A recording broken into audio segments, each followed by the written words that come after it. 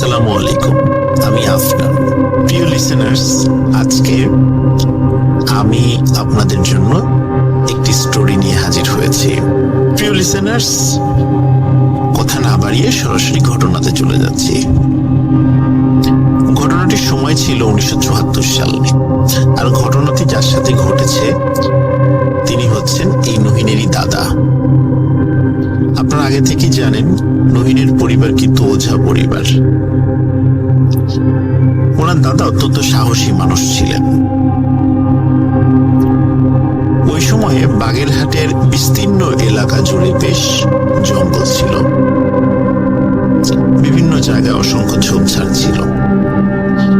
পশু পাখি, স্পেশালি গবাদি পশু ঘাস খাওয়ানোর জন্য তেমন কোনো এলাকা, মানে বিস্তীর্ণ এলাকা পাওয়া যেত না। শুধু বন জঙ্গলেই পূর্ণ ছিল। ওই সময়ে বাগেরহাটের একটি জায়গা ছিল, যেই জায়গার পাশে বেশ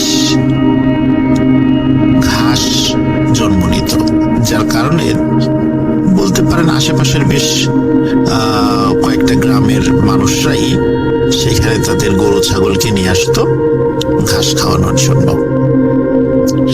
আর ওই এরিয়াটির পাশেই ছিল একটি লাশ কাটা ঘর। এই লাশ কাটা ঘরটি বর্তমানে বাগেরহাটে বিএম ভবন নামে পরিচিত। ওই সময় এই জায়গাটাতে একটি লাশ কাটা ঘর ছিল। মাঝে মাঝেই একটা অদ্ভুত ঘটনা সেখানে ঘটত। কখনো কোনো গরু বা ছাগল বা মহিষ বা ভেড়া হারিয়ে যেত, অথবা তাদেরকে ক্ষত বিক্ষত অবস্থায় পাওয়া যেত। তাদের শরীরের বিভিন্ন অংশ খাওয়া থাকত। মানুষ ভাবত যেহেতু সুন্দরবনের কাছাকাছি এলাকা এটা, হয়তোবা জঙ্গল থেকে হিংস্র কোনো জানোয়ার এসে এই গবাদি পশুগুলোর ক্ষতি করছে। আসলে তাদের ধারণাই ছিল না যে ভয়ঙ্কর কোনো একটা জিনিস, কোনো এক অশরীরী পিশাচ এই কাজটি ঘটাচ্ছে। এটি জানাজানি হয় তখন যখন নহিনের দাদার সাথে একটি ভয়ঙ্কর ঘটনা ঘটে। ওই সময়ের লাশ কাটা ঘরগুলো সাধারণত তালা মারা থাকতো না, বেশ অপরিচ্ছন্ন থাকতো এবং খুবই সাদামাটা, এবং কোনো ইলেকট্রিসিটিও সেখানে থাকতো না। একদিন নহিনের দাদা, উনি ওনার প্রিয় একটি ছাগল ওখানে বেঁধে আসেন সেই মাঠে। এখানে বলে রাখা ভালো, এর আগেও উনি দুইটি ছাগল ওখানে ঘাস খেতে দিয়ে এসে হারিয়ে ফেলেছিলেন। তার মানে হচ্ছে ওই দুটি ছাগল কোনো ভয়ঙ্কর অশরীরী খেয়ে ফেলেছে। ওনার প্রিয় ছাগলটি যখন উনি সেখানে বেঁধে আসেন, উনি বিকালের দিকে বাড়িতে বলেন যে ছাগলটিকে উনি নিয়ে আসতে যাচ্ছেন। উনি যখন মাঠে যান, উনি দেখেন ছাগলটি কোথাও নেই।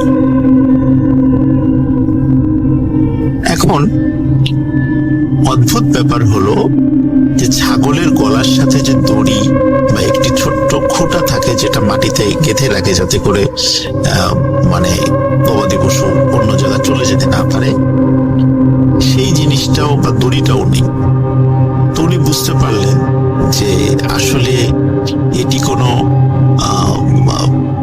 মানে কোনো হিংস্র জানোয়ারের কাজ না। তাহলে তো এই তাকে যখন নিয়ে যেত তখন হয়তো বা আশেপাশে দড়িটা পাওয়া যেত।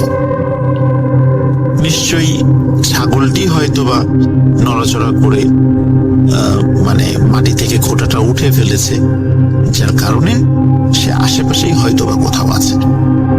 উনি খুঁজতে থাকেন ছাগলটিকে। খুঁজতে বলছে যখনই উনি লাশ কাটা ঘরের কাছে এসেছেন তখনই উনি ওনার সেই প্রিয় ছাগলটির ডাক শুনতে পান। উনি ভালো করে লক্ষ্য করেন এবং শুনতে থাকেন এই ডাকটি লাশ কাটা ঘরের ভেতর থেকে আসছে এবং মনে হচ্ছে ছাগলটি খুব কষ্ট পাচ্ছে এবং সেই কষ্টের জায়গা থেকে খুবই জোরে জোরে আর্তনাদ করছে।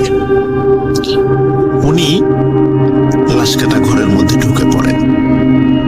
আগে থেকে বলেছি ওই সময় লাশ কাটা ঘরের কোনো তালা চাবি থাকতো না, সবসময় ফাঁকা থাকতো। এমনিতেও লাশ কাটা ঘরে যেহেতু মানুষ কম ঢোকে বা কেউ ঢোকেই না, এই জন্য তালা চাবির ওই সময় কোনো প্রয়োজন কেউ বোধ করেনি হয়তোবা। উনি লাশ কাটা ঘরে ঢুকেই দেখেন ওই ঘরের একটি কিনারে তার প্রিয় ছাগলটি দাঁড়ানো। কিন্তু অদ্ভুত ব্যাপার হচ্ছে উনি দেখছেন যে ছাগলটি তার অবস্থান থেকে এক চুলও নড়তে পারছে না, কিন্তু সে সেই জায়গা থেকে সরে আসার জন্য আপ্রাণ চেষ্টা করে যাচ্ছে এবং মনে হচ্ছে কেউ ওই ছাগলটিকে খুব চেপে ধরে রেখেছে এবং ছাগলটির দম বন্ধ হয়ে আসছে এবং ছাগলটি আর্তনাদ করছে। তখন উনি অতটা সাত পাঁচ না ভেবেই ছাগলটির কাছে গিয়ে ছাগলটি আনতে যান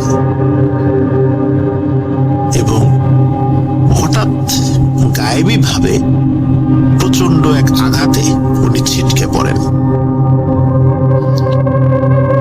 উনি বুঝতে পারেন যে এখানে অস্বাভাবিক কিছু হতে যাচ্ছে, কিন্তু উনি তো কাউকে দেখছেন না। উনি কার বিরুদ্ধে কি কাজ করবেন? হঠাৎ করে কোনো এক অশরীরী এসে তাকে চাপটে ধরে এবং উনি হাত দিয়ে শুধু একটি ফিগারকে অনুভব করতে পারছিলেন। হাত, বুক, পিঠ, পা এরকম অনুভব করছিলেন এবং এই চাপটে ধরার সাথে সাথে ওই লাশ কাটা ঘরের মধ্যেই শুরু হয়ে যায় ধস্তাধস্তি। যেহেতু উনি তাকে দেখতে পাচ্ছিলেন না, শুধু অনুভব করতে পাচ্ছিল, এই কারণে ওই অশরীরীর হাতে উনি মারাত্মক আহত হন এবং উনি যতদূর পারছিলেন ওই অবস্থার মধ্যেই দোয়া কালাম পড়ছিলেন এবং একটা সময় পরে ওই অশরীরী তার থেকে দূরে সরে যায়। তখন উনি দ্রুত ছাগলটি নিয়ে বের হয়ে চলে আসেন এবং বাড়িতে ফিরে যান। বাড়ির লোকদেরকে এই বিষয়টি খুলে বলেন। তখন বাড়ির লোকজন বলে যে ঠিক আছে, কালকে থেকে ছাগল আর ওইখানে বেঁধে রাখার দরকার নাই। ছাগল বাড়ির আশেপাশেই কোনো একটা জায়গায়, নতুন জায়গায়, সেখানে বেঁধে রাখার কথা বলে তার পরিবারের সদস্যরা। কিন্তু আসলে আশেপাশে এমন কোনো জায়গা ছিল না যেখানে ছাগলের জন্য ভালো ঘাস পাওয়া যেত। ওই জায়গাতে যেহেতু একটা বড় মাঠের মতো ছিল, ওইটাই ছিল উত্তম জায়গা। উনি পরের দিন আবারও ছাগলটি নিয়ে ওই মাঠের কাছে যান। সকাল সকালই যান। সকালে সকাল গিয়ে মাঠের লাশ কাটা ঘর থেকে বেশ দূরে ছাগলটি বেঁধে আবার চলে আসেন। উনি বিকালে যখন ছাগলটি আনতে গিয়েছেন, আনতে যাওয়ার পর উনি দেখেন যে মাঠের পাশে একটি গাছ রয়েছে। এই গাছের নিচে সাদা লুঙ্গি, সাদা পাঞ্জাবি পরা একজন বয়স্ক মানুষ বসে আছে এবং বসে থাকার অবস্থায় তার দুই হাতের পাতা হাঁটুর উপরে ছিল। এমন অবস্থায় তিনি বসে আছেন। তো নহিনের দাদা চিন্তা করছে যে এই লোকটা কে, এখানে বসে আছে, আগে তো কখনো দেখি নাই, এতদিন হয়ে গেল, এই লোকটা কোথা থেকে আসলো। স্বাভাবিকভাবে গ্রামের মানুষরা কিন্তু অপরিচিত কাউকে দেখলে তাদের পরিচয় জিজ্ঞাসা করে। সেই কৌতূহল থেকেই নহিনের দাদা ওই লোকটার দিকে এগিয়ে যান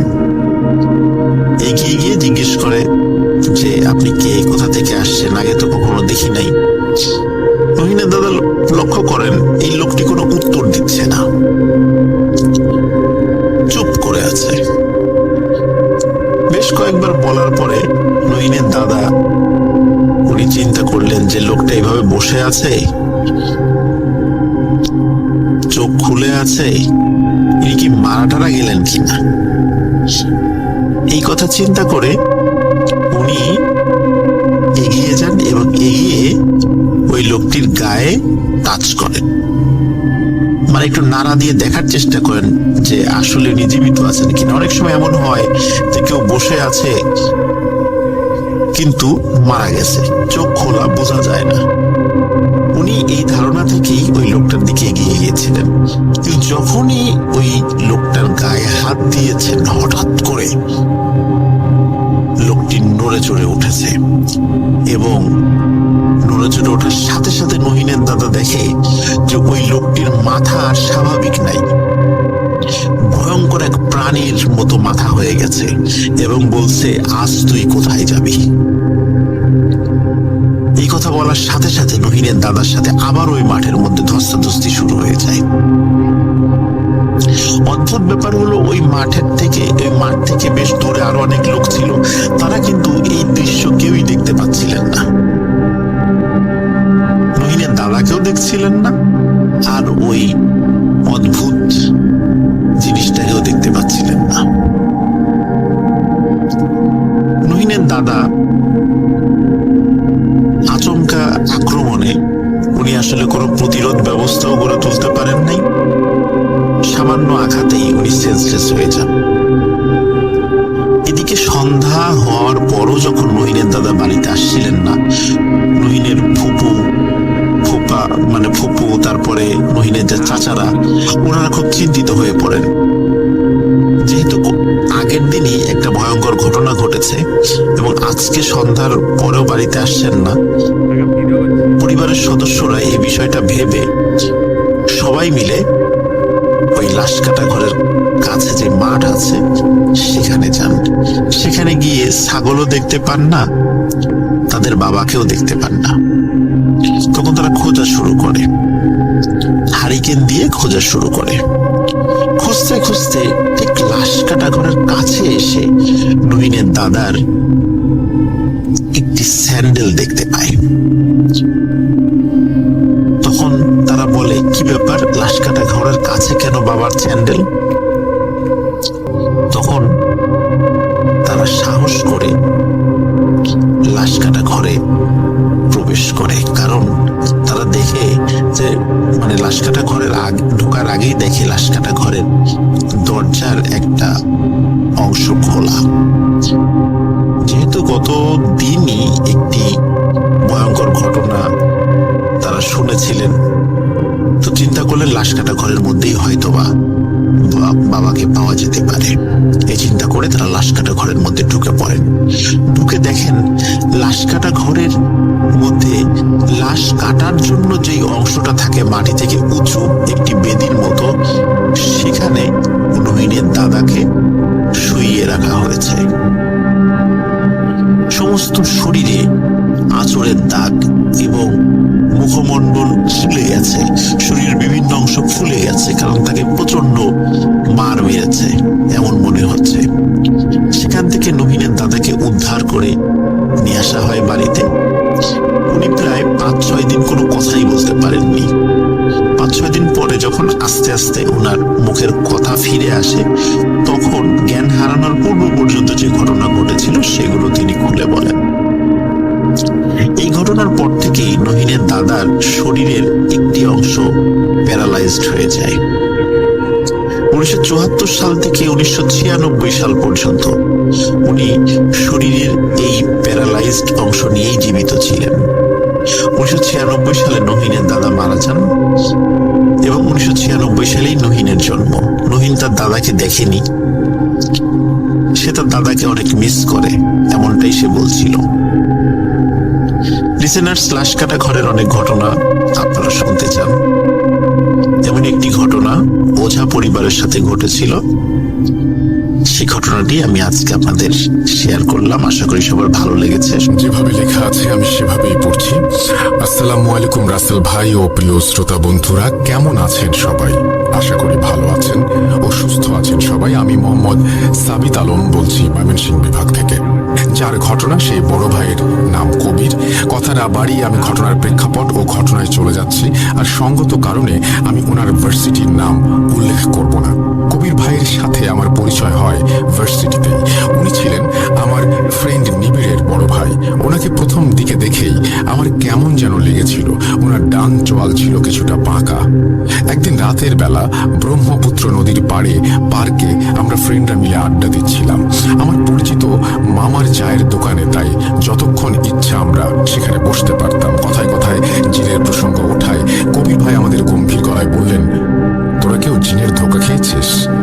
আমরা কিছু বলবো তার আগেই উনি আমাকে বললেন, সাবিত যা চা আর সিগারেট নিয়ে আয়। আজকে তোদের আমার জীবনে ঘটা ঘটনা বলবো, আর কেন আমার চোয়ালের এই অবস্থা এরপর বুঝবি। ওনার কথা মতো আমি চা আর সিগারেট এনে ওনাকে দিলাম, আর উনি লম্বা একটা দম দিয়ে আমাদের বলতে শুরু করলেন। আমি পড়তাম রংপুরের কোনো এক ভার্সিটিতে, কিন্তু সেখানে ভর্তি হবার আগে ভর্তি কোচিংয়ে আমার সাথে যা হয়েছে তা আমি ও আমার পরিবার আজও ভুলতে পারি না। কোচিংয়ে ভর্তির পর আমি আর আমার বন্ধু ইসমাইল একটা হোস্টেলে উঠবো বলে সেখানে যাই। ইসমাইল আমার বেস্ট ফ্রেন্ড। আমি ছাড়া ওর আর কোনো ফ্রেন্ড ছিল না। কারোর সাথে মিশতো না, কথা বলতো না। কেমন যেন আজব একটা ছেলে ছিল সে, কিন্তু সে ছিল আমার বেস্ট ফ্রেন্ড। আমাদের আর ওদের বাড়ির দূরত্ব ছিল 3-4 কিলোমিটার। স্কুলেই আমাদের দেখা হতো। বাসা দূরে হওয়ার কারণে দেখা করতে পারতাম না আমরা। রংপুর বিভাগ থেকে আমাদের শহরের দূরত্ব প্রায় 70-80 কিলোমিটার। রোজ এত দূর যাওয়া আসা সম্ভব না বিধায় আমরা হোস্টেলে ওঠার সিদ্ধান্ত নিয়েছিলাম। হোস্টেলটি ছিল লম্বা 2 তলা বিশিষ্ট একটি ভবন। হোস্টেলে ওঠার 2 দিন আগে ফোনে কথা বলে আমরা আমাদের রুম কনফার্ম করি, এবং পরের দিন আমরা হোস্টেলে উঠবো বলে জিনিসপত্র নিয়ে হোস্টেলের উদ্দেশ্যে বেরিয়ে পড়ি। জিনিসপত্র ওঠানোর আগে আমরা হোস্টেলের ভেতর গিয়ে আমাদের রুম নাম্বার অনুযায়ী চাবি নিতে যাই। হোস্টেলের দারোয়ান আমাদের দেখে খুব খুশি আর কুশল বিনিময় করে আমাদের হোস্টেলের চাবি দিয়ে দিলেন। আমরা চাবি নিয়ে হোস্টেলের 2 তলায় যাচ্ছিলাম। আমাদের রুম নাম্বার চাবিতে লেখা দেখলাম 13। আমি ও ইসমাইল সিঁড়ি দিয়ে উঠছিলাম। উঠতে উঠতে যা বুঝলাম তা হলো ভর্তি পরীক্ষার অনেক দিন বাকি, আর কোচিং শুরু হবার প্রায় 1 সপ্তাহ বাকি থাকায় হোস্টেল প্রায় খালিই পড়ে রয়েছে। হেঁটে হেঁটে সিঁড়িতে ওঠার এক পর্যায়ে হঠাৎ আমি দেখলাম যে ইসমাইল আমার সাথে নেই। ও সামনে এগিয়ে গেছে ভেবে আমি সামনে আগালাম, কিন্তু ভাবলাম ও যদি আমার সামনে এগিয়ে যায় আমি তো দেখতে পারবো, তাহলে কি নিচে রয়ে গেল? এই ভেবে আমি সিঁড়ির নিচে গিয়ে তাকিয়ে 2 বার তাকে ডাক দিলাম, ইসমাইল, ইসমাইল কই গেলি রে? কোনো সাড়া না পেয়ে ভাবলাম হয়তো জিনিসপত্র পাহারা দেবার জন্য নিচে গেছে। এই ভেবে আমি উপরে উঠবো ভেবে যেই উপরে তাকালাম দেখলাম ইসমাইল আমার সামনে দাঁড়িয়ে আছে। আমি রীতিমতো ভয় পেয়ে যাই আর ওকে জিজ্ঞেস করি, কিরে তুই এখানে? কোথায় গিয়েছিলি? তোকে যে আমি ডাকলাম শুনতে পাসনি? একগাল হেসেও বলল, বন্ধু আমি তো এখানেই ছিলাম তোর সাথে সব সময়। আমি কিছুটা সন্দেহ নিয়ে ওকে ধমকে সরে বসলাম, দেখ ইসমাইল, কাজের সময় মজা ভালো লাগে না, এসব করবি না। আর কত কাজ বাকি, এগুলো জিনিসপত্র তুলতে হবে, চল গিয়ে রুম পরিষ্কার করি। সে আমার দিকে প্রচন্ড রাগ নিয়ে তাকালো, বলল চল। এই বলে সে আমার পেছন পেছনে হাঁটতে লাগলো। আমি রুমের সামনে গিয়ে তালা খুলে রুমে ঢুকে যা দেখি তা দেখার জন্য আমি প্রস্তুত ছিলাম না। আমি দেখলাম রুমের ভেতরে ইসমাইল দাঁড়িয়ে আছে। আমি ভ্যাবা চাকা খেয়ে পেছনে ফিরে দেখি ইসমাইল নেই আমার পেছনে। হঠাৎ আমার ভাবনা শক্তি ফেরে ভেতরে থাকা ইসমাইলের কথায়, এহে রুমটা এত নোংরা, পরিষ্কার করতে টাইম লাগবে। এই বলে সে বাথরুমে যাবে বলে আমার পাশ কাটিয়ে চলে গেল। আমি অপলক দৃষ্টিতে তাকিয়ে দেখছিলাম তার হেঁটে যাওয়া।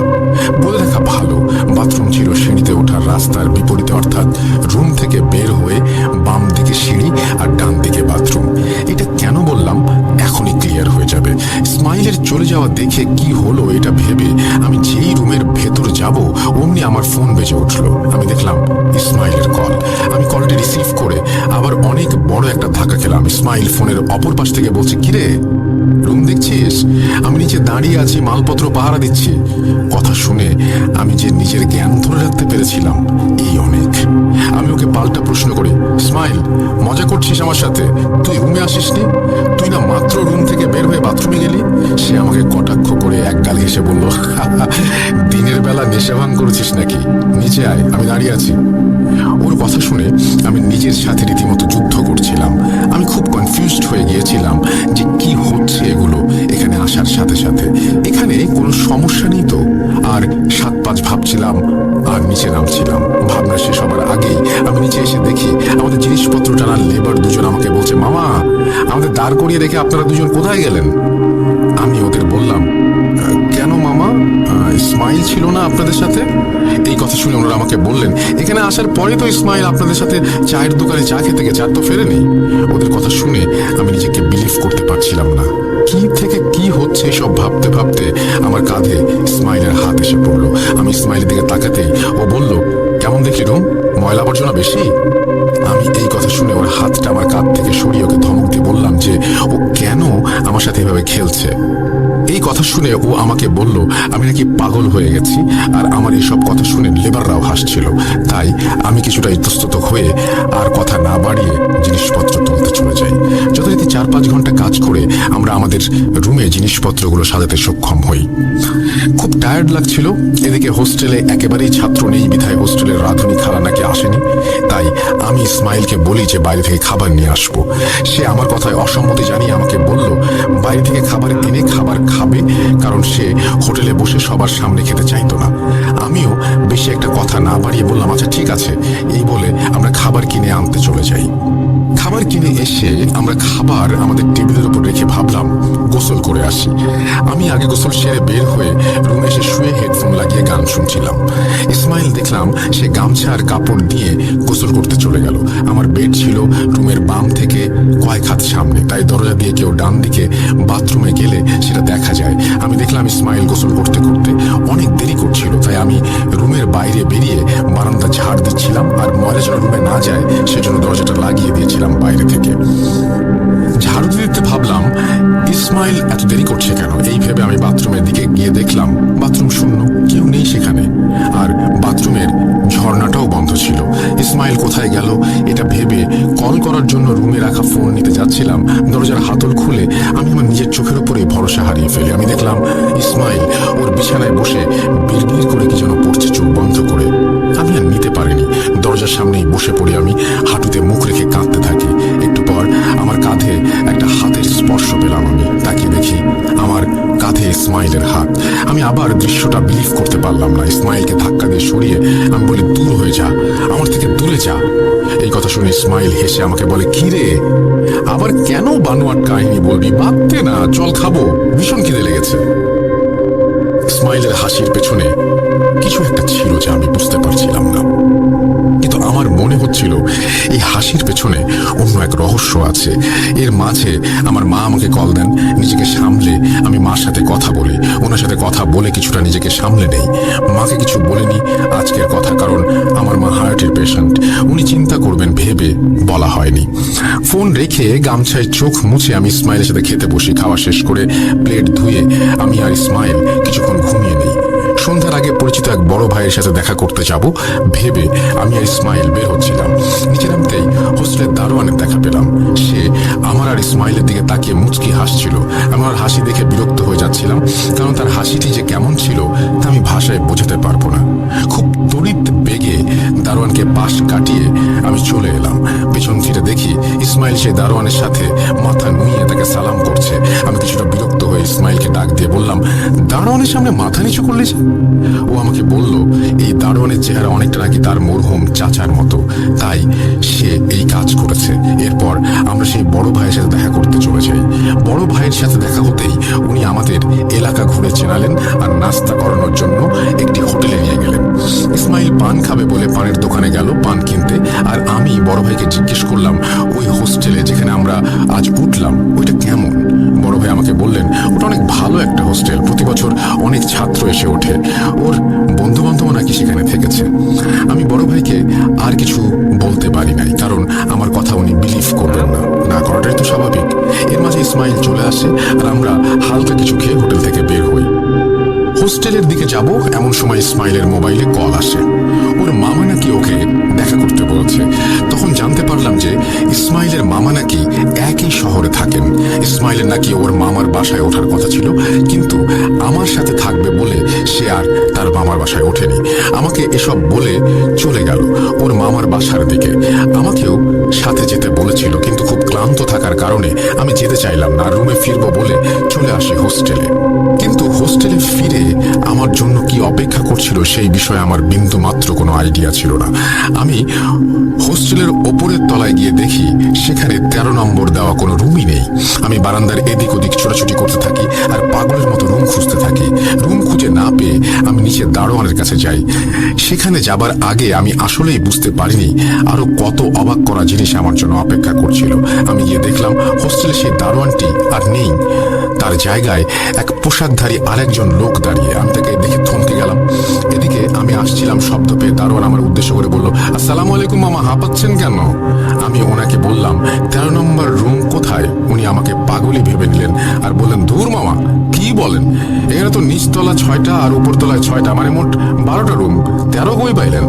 আমি রেগে গিয়ে ওনাকে বলি, চুপ করেন, আমার চাবিতে লেখা 13 নম্বর, আর আপনি বলছেন 13 নম্বর রুম নেই। এই শুনে উনি আবার আমার উপরে বিরক্ত হয়ে আমাকে চাবি দেখাতে বললেন। চাবি বের করে আমি আবার আরেকটা মানসিক আঘাত পাই। চাবির রিংটায় স্পষ্ট করে লেখা 12। আমি আর নিজেকে ধরে রাখতে পারিনি, মাটিতে লুটিয়ে পড়ি আর অজ্ঞান হয়ে যাই। একদিনের জন্য এত ঘটনা আমার মস্তিষ্কে অনেক স্ট্রেসফুল ছিল বিধায় আমি অজ্ঞান হয়ে গিয়েছিলাম। দারোয়ান তার থাকার জায়গায় কয়েকজনের সহায়তায় আমাকে ধরে নিয়ে আমার মুখে পানি ছিটিয়ে আমার জ্ঞান ফিরিয়ে এনে আমাকে ধরে বারান্দার শেষ প্রান্তে 12 নম্বর রুমের সামনে এসে বলেন, মামা, এই যে আপনার রুম। বিশ্বাস না হলে চাবি নিয়ে তালা খুলে দেখতে পারেন। এই বলে সে চলে যায়। আমি রুমের দরজায় তাকিয়ে দেখি দরজা খোলা, কোনো তালা ছিল না। আমি রুমে ঢুকে দেখি ইসমাইল বসে আছে। ভাবলাম আমার আগেই হয়তো ও চলে এসেছে, আর দারোয়ান ঘরে বোধহয় যায়নি, তাই ও জানে না আমার অজ্ঞান হবার কথা। যেহেতু লাস্ট ঘটনায় ইসমাইল ছিল না, তাই ওর ওপর সন্দেহ বাদ দিয়ে আমি ওকে জড়িয়ে ধরে কান্নাকাটি করি আর ওকে সব খুলে বলি। ও আমাকে সান্ত্বনা দিয়ে বলে আমি টায়ার্ড, তাই এসব হচ্ছে। এই বলে ও টেবিলে রাখা ওর মামার দেয়া খাবার আমাকে দেখিয়ে বলল তার মামা তার জন্য খাবার পাঠিয়েছে। আমি খাবার খাওয়ার আগে হাত ধুতে গেলে আমার ফোনে একটা কল আসে। মোবাইল বের করে দেখি ইসমাইল। ভাবলাম হয়তো ও বাথরুমে কিছু ভুলে রেখে এসেছে, তাই আমি যেন সেটা নিয়ে যাই, এই জন্য আমাকে কল দিয়েছে। কল ধরতেই আমি আরেকটা ধাক্কা খাই। ধাক্কাটা ছিল এমন, ইসমাইল ফোনের ওপাশ থেকে আমাকে বলছে, কবির বন্ধু, মামা আজ আসতে দিচ্ছে না, আমি আজ আসবো না, কাল সকালে দুপুরে খেয়ে আসবো, সাবধানে থাকিস। এই বলে আমি কিছু বলার আগেই সে ফোন কেটে দিল। আমি বাথরুমের মেঝেতে বসে পড়ি আর ভাবতে থাকি কি হচ্ছে আমার সাথে আর কেনই বা হচ্ছে। আমার খুব ভয় লাগছিল, তবুও নিজেকে আরেকটু সান্ত্বনা দিতে রুমে রাখা খাবারের কথা মনে হতেই আমি রুমের সামনে এসে দেখি রুম লক। তখন আমার মাথায় আসে রুমের চাবি তো শুধু আমার কাছেই, ইসমাইল তো তার মামার বাসায় গেছে আর চাবি আমার কাছে। তাহলে আমি এখানে এসে রুম খোলা অবস্থায় কিভাবে দেখলাম আর কিভাবেই বা ভেতরে গেলাম? এসব ভাবতে ভাবতে নিচে গিয়ে দারোয়ানকে জিজ্ঞেস করি যে যখন আমাকে দিতে গেল তখন রুম খোলা ছিল কিনা। সে আমার দিকে অসম্ভব বিরক্তি নিয়ে তাকিয়ে বলল যে আমার রুম নাকি তালা বন্ধই ছিল। আমি হতাশ হয়ে পড়ি আর রুমের সামনে গিয়ে তালা খুলে দেখি অন্ধকার রুমে কেমন যেন ধোয়া, আর সেই ধোয়ার মাঝে একটা অবয়ব দেখা যাচ্ছিল যার আকৃতি আমি বুঝতে পারিনি। আমি খুব ভয় পেয়ে যাই আর জলদি রুমের লাইট জ্বালিয়ে দেই আর দেখি কিছু নেই রুমে। আমি ভয়ে ভয়ে রুম থেকে বের হয়ে বারান্দায় এসে ভাবছিলাম এতগুলো বছর আমার সাথে কিছুই হয়নি, এখন এখানে কেন এমন হচ্ছে? আর ওই অবয়বটাই বা কি? বুঝতে বাকি রইল না যে এটা কোনো শয়তানের কাজ। দেরি না করে আমি তৎক্ষণাৎ আমার বাবাকে ফোন দিয়ে ঘটনাগুলি জানাই। আমার বাবা সবটা শুনে আমাকে বললেন আমি যেন আগামীকাল বাড়ি ফিরে আসি। কোনো রকমের রাত পার করে আমি সকালবেলা বাড়ি ফিরে যাব বলে ইসমাইলকে টেক্সট করে দারোয়ানের কাছ থেকে চাবি নিয়ে বাড়ি চলে যাই। বাড়ি আসার পর আমার বাবা আমাকে নিকটস্থ মসজিদের ইমাম সাহেবের কাছে নিয়ে যান। উনি আমাকে দেখে আমার কথা শুনে ইশার পর বাসায় আসবেন বলে আমাদের বাসায় পাঠিয়ে দেন। ইশার নামাজের পর হুজুর চলে আসলেন আমাদের বাসায় আর আমাকে আমার রুমে এসে নিয়ে একটা চেয়ারে বসালেন। আমি আমার পড়ার টেবিল টেবিলে চেয়ারে বসলে উনি একটা স্বচ্ছ কাচের গ্লাসের অর্ধেক পানি ভর্তি করে আনতে বলেন, আর সাথে কিছু কালো জিরা আর এক কোয়া রসুন চাইলেন। এরপর আমার সামনে বসে আমার কাছে থাকা খাতা চেয়ে নেন কিছু লিখবেন বলে। আমি ওনাকে খাতা দিলে উনি আমার নাম সম্পূর্ণ জিজ্ঞেস করে তার নিজের সাথে আনা কলম দিয়ে কাগজের ওপরে একটা নকশা এঁকে তার উপর আমার নাম লেখেন। আমার সামনেই সেই গ্লাসের পানিতে ফেলে দিলেন, আর সেই পানিতে গুনে গুনে 7টি কালো জিরা আর এক কোয়া রসুন ফেলে সেটা একটা সাদা কাপড়ে ঢেকে দিয়ে আমাদের সবাইকে নিয়ে রুমের লাইট অফ করে রুম থেকে বাইরে চলে আসেন।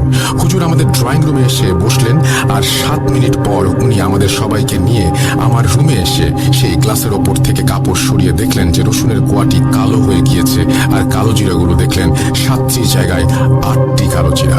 আমি অবাক হয়ে গেলাম, কারণ উনি কালো জিরা দেখার পর আমি নিজেও তা গুনে দেখেছিলাম, আর রসুনের কোয়াটা কিভাবে কালো হয়ে গেল বুঝতে পারছিলাম না। হুজুর এরপর আমাকে সেই পানি খেতে বললেন। আমি পানি খেয়ে নিলে উনি আমাদের সবাইকে নিয়ে ড্রয়িং রুমে বসে আমাদের বললেন রুমের লাইট অফ করে দিতে, আর যতক্ষণ উনি কথা বলবেন আমাদের চুপ থাকতে হবে। কিছুক্ষণ পর উনি লাইট অন করতে বললেন, আর যা বললেন তা শুনে আমরা অবাক। উনি বললেন আমাদের উপরে একটা সিলাত জিন চালান দেয়া হয়েছে। সেই জিন এমন এক জিন যারা মানুষের সাথে ছলনা করে আর ধূর্ত এরা। এই জিন নাকি আমার নিজের চিন্তা ভাবনাকেই আমার শত্রু বানিয়ে দিচ্ছিল আস্তে আস্তে। আমি যদি সেখানে আর কয়েকদিন থাকতাম তাহলে নাকি খুব খারাপ কিছু হতে পারত।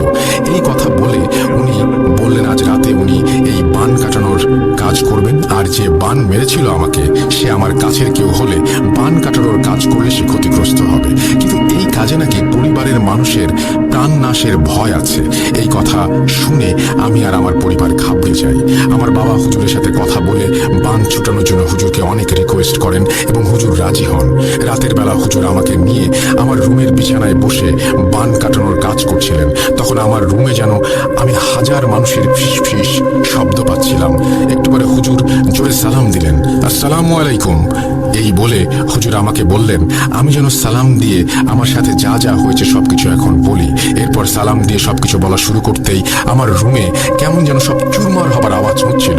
বাসার আশেপাশে মনে হচ্ছিল ঝড় বয়ে যাচ্ছে। একটু পর সব থেমে যায়। হুজুর আমাকে বলেন এবার আমি সেফ। এই কথা বলতেই হঠাৎ আবার ঝড় শুরু হয়, আর আমরা পাশের রুম থেকে আমার বাবার চিৎকার শুনতে পাই। বাবা চিৎকার শুনে আমরা উঠে পড়তে চাইলে হুজুর আমাকে ধরে ফেলেন আর বলেন নিয়ম ভেঙো না, যাই হোক কাজ শেষ করে উঠবা।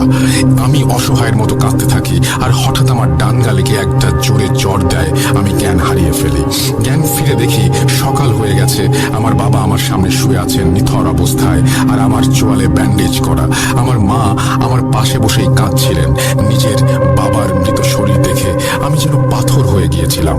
হুজুর আমাদের বলেন যে সিলাত জিন আমার পিছু নিয়েছিল, সে কোনোভাবেই আমাকে ছেড়ে যাচ্ছিল না। আর সেই জিন হুজুরের ডাকা জিনের মাধ্যমে পরাজয় মেনে নেয়, আর হুজুরের জিনদের কাছে ওয়াদা করে সে আমাকে ছেড়ে দেবে বলে চলে যায়। এরপর হুজুরের জিনগুলো চলে গেলে সে আবার আসে, আর যেহেতু আমাকে নিতে পারলো না তাই রাগে বাবার উপর আক্রমণ করে আমার বাবাকে মেরে ফেলে। আর আমাকে নিয়ে যেতে না পারায় রাগ করে আমার গালে চর বসিয়ে দেয়, যার কারণে আমার চোয়াল এখনো পর্যন্ত বাঁকা। এরপর হুজুরের জিনগুলো ধোঁকা বুঝতে পেরে আবার আমার ঘরে এসে সেই সিলাত জিনকে নিয়ে যায়, আর তাই আমি দ্বিতীয়বারের মতো ঝোড়ো আবহাওয়া অনুভব করেছিলাম। এরপর বাবা হারানোর শোকে আমি প্রায় 1 মাস কাটিয়ে দেই। 1 মাস ইসমাইলের কোনো খোঁজ নেওয়া হয়নি। 1 মাস পর হোস্টেল থেকে ভাড়া দেওয়ার জন্য কল আসায় সেখানে গিয়ে দেখি ইসমাইল সেখানে নেই। দারোয়ানকে জিজ্ঞেস করলে সে বলে আমি যাবার দিন রাতে ইসমাইলের রুম থেকে জোরে চিৎকার ভেসে আসছিল, আর ইসমাইলের রুমে গিয়ে দেখে ইসমাইলের গায়ে অসংখ্য কাটা দাগ আর নখের আঁচড়। এরপর তারা ইসমাইলের মা বাবাকে বিষয়টি জানান, আর ইসমাইলকে হাসপাতালে ভর্তি করা হয়। এই বলে দারোয়ান আর কিছু জানে না বলে জানায়। এও বলে যে এরপর আর ইসমাইল নাকি হোস্টেলে আসেনি। আমার বুঝতে বাকি রইল না যে আমার উপরে ব্ল্যাক ম্যাজিক করা বান্দাটি আসলে কে। এরপর হোস্টেলের ভাড়া দিয়ে বাড়ি ফিরে এসে আমি ইসমাইলের বাড়িতে যাই, আর জানতে পারি যে ইসমাইলকে বাসায় এনে তার অদ্ভুত আচরণের জন্য তাকে নাকি এক হুজুরের কাছে নিয়ে যাওয়া হয়। আর সে হুজুরের সামনে তার সব খারাপ কাজের কথা স্বীকার করে নেয়, আর বলে স্কুলে সে সবসময় আমার পেছনে ছিল লেখাপড়ায়, আর ভালো ছাত্র হবার ফলে সবাই আমাকে ভালো চোখে দেখত। ইসমাইল নিজেও ভালো ছাত্র হওয়ায় সে আমার পেছনে থাকা মানতে পারেনি, আর আমার ওপর তার রাগ জন্মায় সেখান থেকেই। ওর মা বাবার বাবার ভাষ্য মতে ও বাসা থেকে বেশি বের হতো না, কোথা থেকে যেন কি সব বই এনে পড়তো আর দরজা বন্ধ করে দিয়ে কি সব যেন করতো। কিন্তু ছেলে ভালো ছাত্র হওয়ায় ওনারা ভাবতেন যে ইসমাইল হয়তো বই এনে পড়াশোনা করছে। ওনারা বুঝতে পারেননি যে ইসমাইল কালো জাদুবিদ্যা শিখছিল। কিন্তু এ বিষয়ে তার জ্ঞান কম থাকায় ওই জিনটিকে সে কন্ট্রোল করতে পারেনি। আর বাসায় থাকাকালীন একদিন সকালে ইসমাইলের মা বাবা দেখেন যে ইসমাইল আর এই দুনিয়াতে নেই। এই বলে কবির ভাই ওনার ঘটনা শেষ করলেন। আমার ঘড়িতে সময় দেখলাম 1টার একটু ওপরে। আমরা সবাই দীর্ঘশ্বাস ফেললাম। আর উনি আমাদের আবার বললেন ইসমাইলের রাগ তার উপর ছিল, কিন্তু তার বাবার কি দোষ ছিল, কেন তাকে এতিম হতে হলো। এরপর উনি এও বলেন যে ওনার বাবার মৃত্যুর জন্য উনি ইসমাইলকে কখনোই মাফ করতে পারবেন না, কিন্তু ওনার সাথে ইসমাইল যা করেছে তার জন্য নাকি উনি ইসমাইলকে মাফ করে দিয়েছিলেন। রাসেল ভাই, এই ছিল আমার ঘটনা। ভালো লাগলে পড়ে শোনাবেন। আপনাকে অনেক ধন্যবাদ সাবিদ। আশা করছি এই ঘটনাটা আপনাদের ভালো লেগেছে। সরাসরি চলে যাবো বাবু ভাইয়ের ঘটনাটিতে। আশা করছি এই ঘটনাটি আপনাদের ভালো লাগবে। কথা না বাড়িয়ে সরাসরি চলে যায় ঘটনায়। আসসালামু আলাইকুম, আমি আহমেদ বাবু এসছি আপনাদের সাথে একটি কাহিনী শেয়ার করতে। আমি সেই আমার জীবনের একটা স্মৃতি আপনাদের সাথে শেয়ার করে ফেলি। অনেক আগের স্মৃতি, যদিও আমার সেই কি বলবো, তখন হয়তো টিনেজ লাইফ কাটাচ্ছি, সেই টিনেজ জীবনের কাহিনী। তখন থাকতাম আমেরিকাতে, ফ্লোরিডাতে থাকতাম। আর খুব একটু কি বলবো, কাইন্ড অফ লাইক মানে আউটগোয়িং ছিলাম, বাইরে যেতাম, ঘুরতাম। আর আমার এক ক্লোজ ফ্রেন্ড আছে, নাম রয়। আছি বলবো, এখন রয়ের সাথে যোগাযোগ নেই, বাট সেই সময়টা তো আমরা একসাথেই ঘুরতাম, একসাথে আড্ডা দিতাম। আর রয় ছিল একজন আমেরিকান। আর আপনারা যারা আমার কাহিনী শুনেছেন আগে এবং আমার বইও পড়েছেন, আমি রয়ের কথা উল্লেখ করেছি অনেক জায়গায়। তো যাই হোক, রয়ের সাথে অনেক জায়গায় ঘোরা হয়েছে এবং তখন আমাদের মধ্যে একটা গ্রুপের মতো আমরা করেছিলাম। আমি রয়, রেড স্ক্যানার্স। আমরা তখন ঘুরতাম, ভূত খুঁজতাম। তো রয়ের এই অভ্যাসটা ছিল, ভূত প্রেতের প্রতি তার একটা বেশ আগ্রহ ছিল। এবং যখন ওর সাথে আমার প্রথম পরিচয় হয়, তখন কিন্তু রয় আমাকে একসাথে ফার্স্ট এই গল্পগুলোই করে, তার জীবনে যে জায়গাগুলোতে সে গিয়েছে এবং যেসব হন্টেড প্লেস গুলো সে দেখেছে সেগুলোর গল্প করে। এবং আমিও তাকে বলি যে আমার খুব আগ্রহ। আর এই যে আমাদের আগ্রহগুলো মিলে যাওয়াতে কিন্তু ফ্রেন্ডশিপটা আরো ভালো হয়। তো ফার্স্ট অফ অল রয় আমাকে একটা জায়গা দেখায়। সেই জায়গাটা ছিল বয়েন্টন বিচের কাছে একটা জায়গা, ফ্লোরিডা বয়েন্টন বিচে। এবং সেই জায়গাটাতে আমরা যাই দিনের বেলা, এবং একটা বোট ক্লাবের কাছাকাছি জায়গাটা, একটা বোট ইয়ার্ড, সেখান থেকে ছোট ছোট ইয়ট বের হয়ে যায় ইনলেটে। এবং ইনলেট হচ্ছে সমুদ্রে বের হওয়ার জন্য একটা ছোট চ্যানেলের মতো করা থাকে কৃত্রিম ভাবে। সেখান থেকে ইয়ট গুলা বা বোট গুলা বের হয়ে মূল সমুদ্রে চলে যায়, আটলান্টিকে। তো সেটা ছিল সেই বয়েন্টন বিচে, বয়েন্টন ইনলেটের কাছাকাছি। তো সেই ইনলেটের কাছ দিয়ে একটা জায়গায় রয় আমাকে নিয়ে যায় এবং বিশাল একটা উডস, সেই উডস এর পাড়ে দিয়ে আমরা হেঁটে যাই গাড়ি পার্ক করে। তখন রয়ের সাথে কিন্তু আমার এটা প্রথম দিকের পরিচয়। তো আমরা যখন গাড়ি পার্ক করে হেঁটে যাই, হেঁটে সামনে যাওয়ার পরে সে আমাকে বলে চলো আমরা উডস এর ভিতরে যাই। তো উডস এর মধ্যে হেঁটে যাই। আমি প্রথম একটু শঙ্কিত ছিলাম, কারণ সারা জীবন আপনারাও জানেন পৃথিবীতে অনেক রকমের মানুষ আছে যাদের সাইকোলজিক্যাল ডিসঅর্ডার আছে, এবং বিদেশে এই জিনিসটা বেশি। অনেক মানুষ দেখা যায় কাউকে সাথে করে নিয়ে যে অনেক সময় মেরেও ফেলে, এরকম ব্যাপার আছে। তো ওই ধরনের চিন্তা ভাবনা একটু মাথায় কাজ করছিল, যেহেতু আসলে আমার সাথে তার প্রথম পরিচয় এবং আমি জানি না সে কেমন।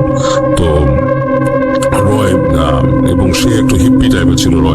রয় সে বাইক রাইড করতো এবং তার সাথে বড় একটা নাইফ রাখতো। তো যাই হোক, যখন উডস দিয়ে আমাকে নিয়েও গেল ভেতরে, আমি একটু শঙ্কিত ছিলাম। বাট তারপর আমরা এক জায়গায় গেলাম, উডসের একটা প্রান্তে গিয়ে একটা জায়গা উঁকি দিলাম, দেখলাম যে চারিপাশে উডস, মাঝখানে একটা বাড়ি, এবং এই বাড়িটার মধ্যে চারিপাশে পাইন গজিয়ে গেছে। পাইন মানে হচ্ছে মোটা লতা গজিয়ে গেছে। এবং সেই ফাঁকা জায়গাটার পাশে একটা ফেন্স, সেখানে লেখা আছে নো ট্রেসপ্যাসিং। তো রয় আমাকে সেই বাড়িটার কথা বললো যে this is a haunted house, এবং এখানে একটা বুড়ি থাকতো এবং সেই বুড়িটার ফ্যামিলি ছিল, তাদের কোনো কারণে সবাই মারা গিয়েছিল এবং মারা যাওয়ার পর এই বাসাটার সম্বন্ধে একটা হন্টেড একটা জিনিস তৈরি হয়, একটা কথা তৈরি হয় বা রটে যায়, মানুষজন এটাকে লেজেন্ডের মতো জানে। এবং এই বাড়ির মূল মালিক মারা যাওয়ার পর অনেকদিন পড়ে আছে। এটার এখনো যেহেতু এটার প্রপার্টির ওনারশিপটা এখন পর্যন্ত ডিসাইড হয় নাই, এটাকে স্টেট টেক কেয়ার করতেছে এবং এই কারণে এখানে নো ট্রেসপ্যাস লেখা আছে। এবং সেখানে একটা ঢোকার প্ল্যান রয় তখন আমাকে বলে, বাট আমি ওই সময় রয়ের সাথে ঢুকি না, কারণ আমি আসলে সেই সাহসটা গ্যাদার করতে পারছিলাম না। মূলত ভয়ের ব্যাপারটা না, ভৌতিক কারণ না, মূল ব্যাপারটা ছিল হচ্ছে যে ওকেই আমি বিশ্বাস করতে পারছিলাম না ঠিক মতো। যাই হোক, পরবর্তীতে বসে ঢুকেছিলাম কিনা সেটা পরের কাহিনী। এখন চলে যাবো আরেকটা কাহিনীতে। আমি জাস্ট ইন্ট্রোডাকশনটা বললাম, রয়ের সাথে আমার প্রথম পরিচয় কিভাবে হলো এবং ভৌতিক জায়গায় কিভাবে গেলাম। তো এরপরে আমরা ভালো বন্ধু হয়ে গেলাম। আমরা আরো অনেক হন্টেড বাসা খুঁজে বের করলাম, হন্টেড লোকেশন বের করলাম এবং রয়ের সাথে ঘোরাঘুরি করা হলো এবং রয়ের বন্ধুদের সাথে আমার পরিচয় হলো। তো সেখান থেকে আসলে আমরা একটা গুড একটা কি বলবো একটা ফ্রেন্ডলি একটা কি বলবো গ্রুপ তৈরি করে ফেললাম। সেখানে আমাদের এই বিষয়গুলো নিয়ে আলোচনা হতো, কোথায় হন্টেড প্লেস আছে, কোথায় হন্টেড জায়গা আছে, সাউথ ফ্লোরিডাতে কোথায় আছে বা দূরে কোথাও আছে। তো এরকম করতে করতে একদিন আমি, রয় আর আমাদের সাথে একটা ফ্রেন্ড ছিল, ওর নাম ছিল আদনান। আদনান আমাদের সাথে থাকতে হচ্ছে নিউ ইয়র্কে। তো আমি যখন ফ্লোরিডায় ব্যাক করে চলে আসি, আমি নিউ ইয়র্কে কিছুদিন থেকে ব্যাক করে ফ্লোরিডা চলে আসি, তখন আদনানও ব্যাক করে আসে। তো একদিন রাতের বেলা আমরা ঘুরছিলাম, ঘুরতে ঘুরতে একটা জায়গায় গেলাম। তখন পয়েন্টার ইউনিটিতে গেলাম, গিয়ে যেয়ে দেখলাম যে ওখানে আমরা পিয়ারে দাঁড়িয়ে তারা দেখছিলাম, খুব সুন্দর। তো আমাকে রয় বললো যে ইউ না গো টু এ স্পোকি প্লেস, তোমাকে একটা স্পোকি প্লেসের কথা বলেছিলাম আগে, যে জায়গাটাতে হন্টেড রেলওয়ে ট্র্যাক আছে। সেই জায়গায় অনেক আগে একটা রেলওয়ে ট্র্যাক নির্মাণ হয়েছিল, সেখান থেকে মূলত মালপত্র আনা নেওয়া করা হতো এবং সেখানে সেই সময় আমেরিকাতে যারা কালোরা ছিল তখন বেশ তারা নির্যাতিত ছিল এবং তারা খুব কষ্ট করতো। তাদেরকে দিয়ে কষ্ট করে সেখান থেকে এইভাবে মালপত্র নেওয়ানো হতো, কাজ করানো হতো কষ্ট করে, এবং তাদেরকে নির্যাতনও করা হতো। তো পরবর্তীতে সেই জায়গাতে অনেকে এরকম নাকি মারা যায়, এরকম অনেক সমস্যা হয়। তো ওই রেলওয়ে ট্র্যাকটা এখন পরিত্যক্ত হয়ে পড়ে আছে এবং ওইটার মধ্যে নাকি মানুষ ভৌতিক জিনিসপত্র দেখে, শব্দ শুনে, অনেক সময় মানুষ রাতের অন্ধকারে দেখে কেউ দৌড়ে যাচ্ছে এরকম। এবং জায়গাটার কথা রয় যখন বলে যে এটা হচ্ছে বেলগ্রেডের কাছে, বেলগ্রেড নামে একটা জায়গা আছে, এটা হচ্ছে ওয়েস্টে, ফ্লোরিডা ওয়েস্টে পড়েছে, এবং পাহকি নামে একটা জায়গা আছে সেটার কাছাকাছি। তো এই জায়গাটার কথা রয় আমাকে বলে যে এরকম এরকম ব্যাপার, এবং তোমরা যদি দেখতে চাও দেখতে পারো। তো এর আগে কিন্তু দিনের বেলা আমি রয়ের কাছাকাছি গিয়েছি, তখনও রয় ওই জায়গাটা সম্বন্ধে কিছুটা আমাকে বলেছিল, হিন্টস দিয়েছিল। তো ওই দিন রাতে যখন বলে তখন আমি বললাম, ওয়েল লেটস গো, চলো আমরা যাই, যে দেখে আসি। তো যেটা হয়, রাতের বেলা আমরা রওনা দিই, আমি, আদনান আর রয়, তিনজনে গাড়িতে করে। আদনান তখন নতুন এসছে নিউ ইয়র্ক থেকে, এবং আমরা তিনজন মিলে ওখানে রওনা দিই গাড়িতে করে। এবং আমি ড্রাইভ করছিলাম এবং আমার গাড়িতে করে যাচ্ছি। তো আমরা ওখান থেকে বেরিয়ে ওয়েস্টের দিকে আস্তে আস্তে চলে গেলাম। তো চলে যে রাস্তাটা হচ্ছে এরকম যে সোজা একটা রাস্তা চলে গেছে, এবং সেই রাস্তাটা সেটাই হচ্ছে highway, that is I think that was B line highway, রাস্তাটার নাম ছিল এরকম কিছু। তো যাই হোক, সেই রাস্তাটা দিয়ে গেলে বাম দিকে ঢুকে যেতে হয়। বাম দিকে ঢুকে গেলে হঠাৎ করে বেলগ্রেড যাওয়ার পরে, এবং এই বেলগ্রেড যাওয়ার আগে কিন্তু আরেকটা রাস্তা আছে, আই থিঙ্ক সেই রাস্তাটার মধ্যেও একটা হন্টেড ব্যাপার আছে, এবং সেটার সম্পর্কে আমি হয়তো আপনাদেরকে পরে কখনো বলবো। সেই রাস্তাটারও একটা মানে একটা ইতিহাস আছে, বা এই রাস্তাটারও কিছু দুর্নাম আছে, এবং আমি নিজেও সেই রাস্তায় গিয়ে একটা প্রবলেম পড়েছিলাম। তো সেটা আমি পরে বলবো, আরেকদিন বলবো আপনাদেরকে। যাই হোক, আমি এখন আপাতত এই ঘটনায় চলে যাই। তো রাস্তাটা হচ্ছে এরকম সোজা একটা রাস্তা, ওই রাস্তাগুলো পার হয়ে আসতো এবং ওই যে বেলগ্রেড যাওয়ার পর যাওয়ার পথে ওয়েস্টের দিকে যাওয়ার পথে যে রাস্তাটা পড়ে সেটা কিন্তু রাতের বেলা অনেক অন্ধকার থাকে, মানুষজন খুব একটা থাকে না, মানে সাধারণত মানুষ ওই রাস্তায় রাতের বেলা ড্রাইভ করতে চায় না।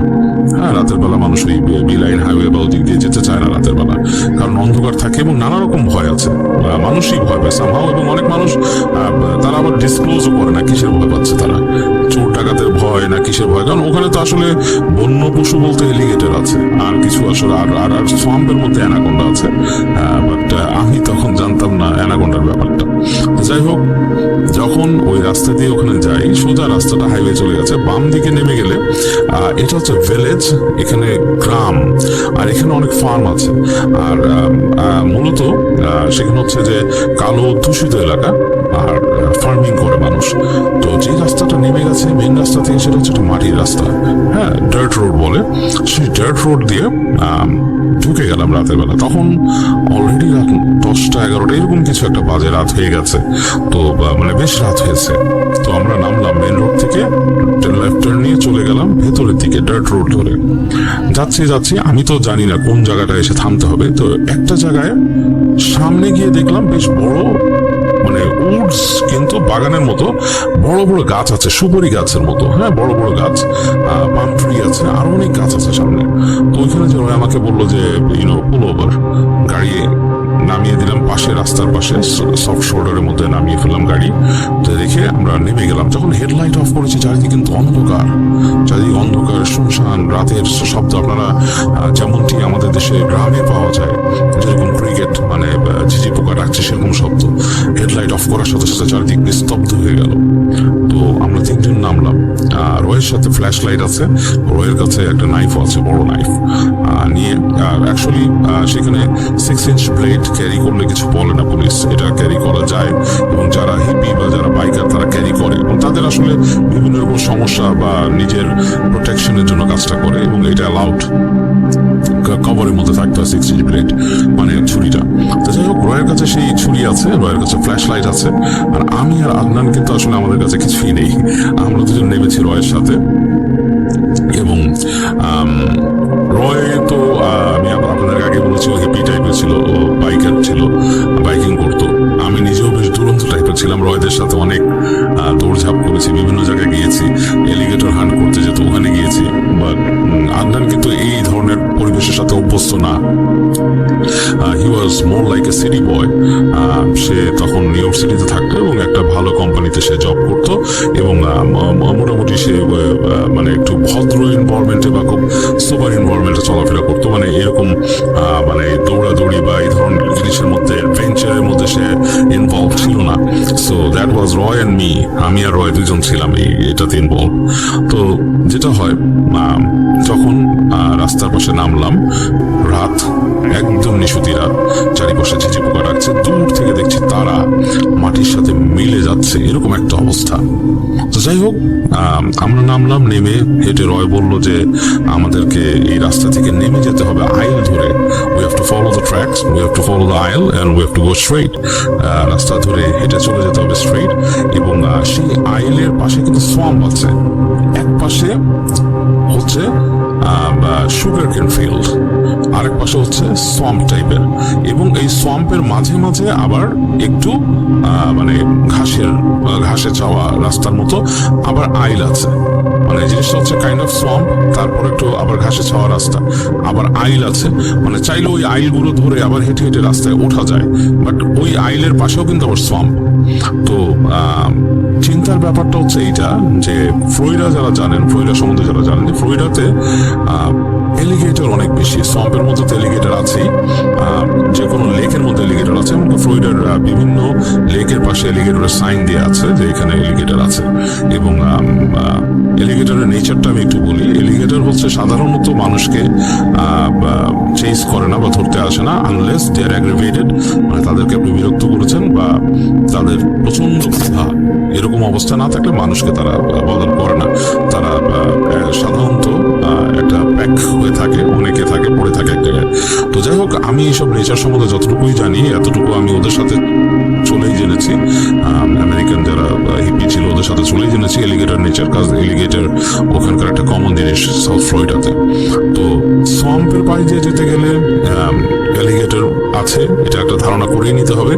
আমি সেই সময় জানতাম না যে সোয়াম্পের মধ্যে অ্যানাকোন্ডাও থাকে, এটা আসলে আমি পরে জেনেছি, অনেক পরে।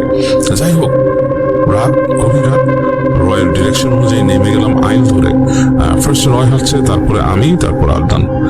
আমরা এইভাবে হেঁটে যাচ্ছি এবং আমাদের ডান পাশে সুগার কেন ফিল্ড, বাম পাশে সোয়াম্প, তারপরে আবার মাটি, আবার সোয়াম্প, এরকম একটা হেঁটে হেঁটে যাচ্ছি। আমি রয়কে বারবার জিজ্ঞেস করতেছি, Roy what's up, how far we have to go. Roy বলতেছে যে আরো দূর যেতে হবে, you see that it's like quarter mile or a mile ahead, the railway track, and ওখানে যে আমরা সব এমটি বগিগুলো পাবো, রেলওয়ের এমটি বগি, এবং সেই এমটি বগিগুলোর মধ্যে আমরা উঠবো। রয়ের কথা যে আমরা এমটি বগিতে উঠবো এবং আমরা একটা ফিল নিব, যেহেতু এটা হন্টেড, মানুষ বলো অনেক কিছু দেখে জানে, প্রবাবলি আমরা কিছু দেখতেও পারি এখানে, প্রবাবলি। তো মানে খুব এক্সাইটেড লাগছে, পরিবেশটা খুব ভয়ঙ্কর। হেঁটে যাচ্ছি, রয় আগে, আমি পেছনে, তারপরে আদনান, এবং ফ্ল্যাশ লাইট মারছে রয় মাঝে মাঝে। যখন ফ্ল্যাশ লাইট মারছে দেখা যাচ্ছে সামনে আইলের সামনে রাস্তা, কাদা টাদা নেই কিছু, বাট সমগুলো তো কালো, আপনারা জানেন। সম হচ্ছে একটু জলাভূমি, কাদা কাদা জলাভূমি এরকম। তো যাচ্ছি এবং সবসময় একটা রয় বারবার বলছে যে ইউ বেটার ওয়াচ আউট, যে alligator can be on your way, alligator উঠে বসে থাকতে পারে ল্যান্ডের উপর, এটা একটু ওয়াচ করো। তো লাইট মেরে মেরে যাচ্ছি আমরা।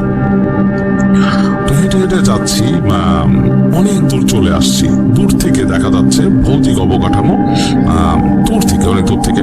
আকাশের আলো তো একসময় সহ্য হয়ে যায় চোখে, একটা আকাশের কিন্তু টার্চ লাইট আছে, এসে পড়ে, তারা আছে, আকাশ অনেক তারা, এবং দূর, মানে অনেক দূর পর্যন্ত দেখা যাচ্ছে তারাগুলো মিলে গেছে নিচে।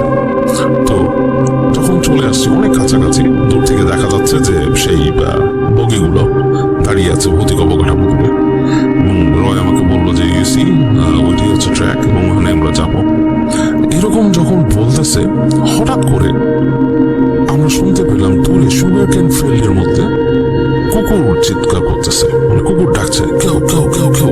এবং অ্যাকচুয়ালি মানুষ কিন্তু তখন সুগার কেন ফিল্ড পাহারা দেওয়ার জন্য যে কুকুর রাখবে, এটা আসলে আমি ওই সময় চিন্তা করতে পারি নাই, মানে পরে আমার মাথায় আসছে যে মানে ওখানে গার্ড দেওয়ার মতো কি দরকার, সুগার কেন ফিল্ড পাহারা কেন দিবে কুকুর রাতে এসে? তো এটা এমন না যে ফসল কেটে নিয়ে যাবে কেউ, এরকম কিছু নাই।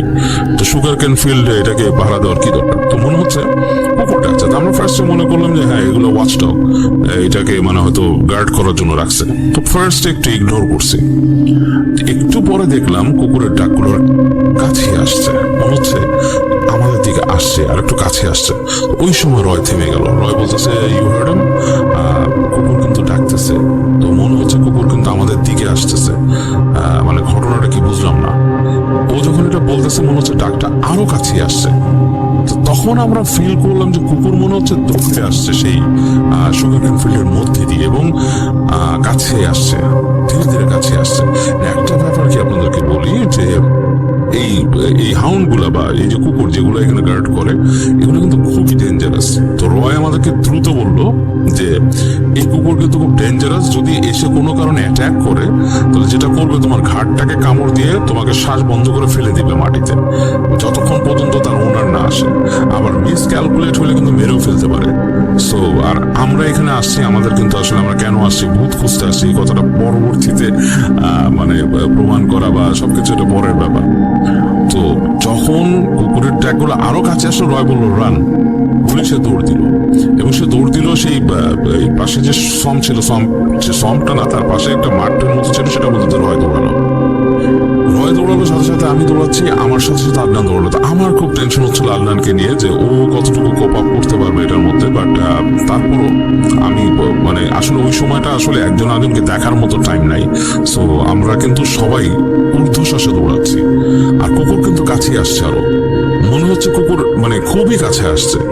দৌড়াতে দৌড়াতে মানে আসলে কখন, মানে তখন আর খেয়াল নাই যে মাঠের মধ্যে যে এলিগেটর থাকতে পারে বা কিছু, এই ধরনের কিছু খেয়াল নাই। দৌড়া এসে মানে একদম আইল ধরে দৌড়ালাম। দৌড়া এসে একদম দেখতে পাচ্ছি দূরে আমার গাড়িটা, এবং হার্ট করছে। চলছে এরকম, হার্টবিট অনেক বেড়ে গেছে, খুব স্পিডে দৌড়ে গাড়ির কাছে আসলাম, গাড়িটা কোনো মতো খুলে আমি গেটগুলো আনলক করে দিলাম এবং মানে উইদিন এ মিলি সেকেন্ড, মানে উইদিন ফিউ সেকেন্ডের মধ্যে ধাপ করে ওরা গাড়িতে উঠে বসলো এবং আমি খুব ফাস্ট গাড়ি স্টার্ট করে একদম গাড়ি ওই জায়গায় আমি ওই জায়গার উপরে ঘুরে ফেললাম গাড়িটা, স্কিড করে ঘুরে ফেললাম গাড়ি এবং স্কিড করে সোজা আমি গ্যাসে চাপ দিলাম, মানে অ্যাক্সেলারেটর চেপে, মানে একদম মানে হল, মানে ওখান থেকে ছেঁচড়ায় বেরোয় গেলাম গাড়ি নিয়ে।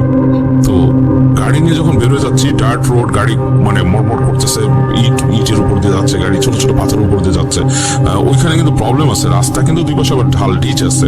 তো যদি হঠাৎ করে যদি হার্ড ব্রেক করা হয়, মোস্ট প্রবলি গাড়ি, আর আমার গাড়িটা ছিল rear wheel drive SR5 Toyota Corolla, ওই সময় ওই একটা মডেলই তৈরি হতো যেটা রিয়ার হুইল ড্রাইভ ছিল। রিয়ার হুইল ড্রাইভের একটা বড় প্রবলেম হচ্ছে হঠাৎ ব্রেক করলে গাড়িটা জায়গার উপরে স্পিন করতো, ঘুরে যেত। তো এই একটা ভয় আমার মধ্যে কাজ করছিল যে হঠাৎ যদি কোনো কারণে সামনে কিছু ব্রেক করতে হয়। সো বাট আলহামদুলিল্লাহ সেরকম কিছু ঘটে নাই। গাড়িটাকে খুব ফাস্ট মুভ করে যখন নাকি রোডে উঠতেছি আমরা, তার আগে দেখলাম যে বড় বড় যে গাছগুলো ছিল সুপারি গাছের মতো, আই ডোন্ট নো, আমি এখনো শিওর না গাছগুলো কি ছিল, পাম ট্রি অথবা মানে সুপারি গাছও হতে পারে, আই ডোন্ট নো। সেগুলোর মাথায় করে আগুন জ্বলে উঠলো এবং সে আগুন যে জ্বলে উঠলো, ইটস লাইক এ টর্চ, মশাল যেভাবে জ্বলে উঠে সেইভাবে জ্বলে উঠলো। হ্যাঁ, মশালের মতো দাউ দাউ করে আগুন জ্বলে উঠলো এবং এই আগুনটা কিন্তু ছোট কোনো ফ্লেম না, ইটস লাইক মানুষ যদি ধরেন 1 ড্রাম পেট্রোল কোথাও ঢেলে আগুন ধরিয়ে দেয় সেরকম।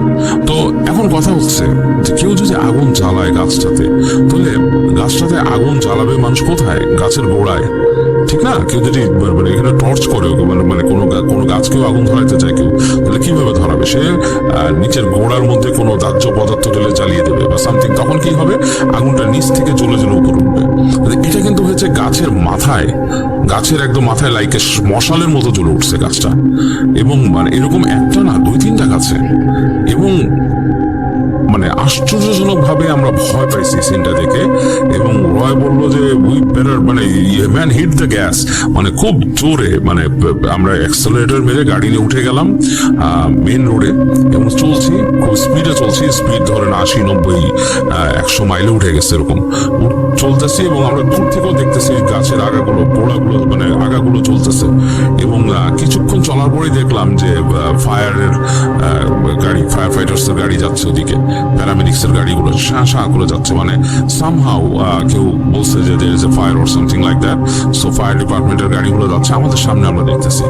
সো এত মানে একটা ভয় পেলাম বা এরকম একটা ভয় কাজ করলো এই সময়, ঠিক বুঝতে পারলাম না। গাড়ি নিয়ে আমরা একটা গ্যাস স্টেশনে দাঁড়ালাম, সেখানে একটা পিপি গ্যাস স্টেশন ছিল, সেখানে দাঁড়ালাম, দাঁড়ায় কিছুক্ষণ রেস্ট নিলাম এবং স্ট্রেঞ্জ ভাবে দেখলাম সেই গ্যাস স্টেশনটা একটা বাঙালি ওনারে। যাই হোক, সেখানে কিছুক্ষণ ধাতস্থ হওয়ার পরে গাড়ি নিয়ে যখন ফিরবো, তো রহে বলতেছে, hey Liz, you wanna go, we couldn't see anything, you wanna see some ghost or you know travel around and see if you can see anything. So তখন অনেক রাত হয়ে গেছে অলরেডি, হ্যাঁ 12টা এরকম বেজে গেছে। তো রয় মানে বলতেছে যে আরো কিছু দেখতে চাও, আমরা আসলে ভূত টুত কিছু দেখতে পারি কিনা।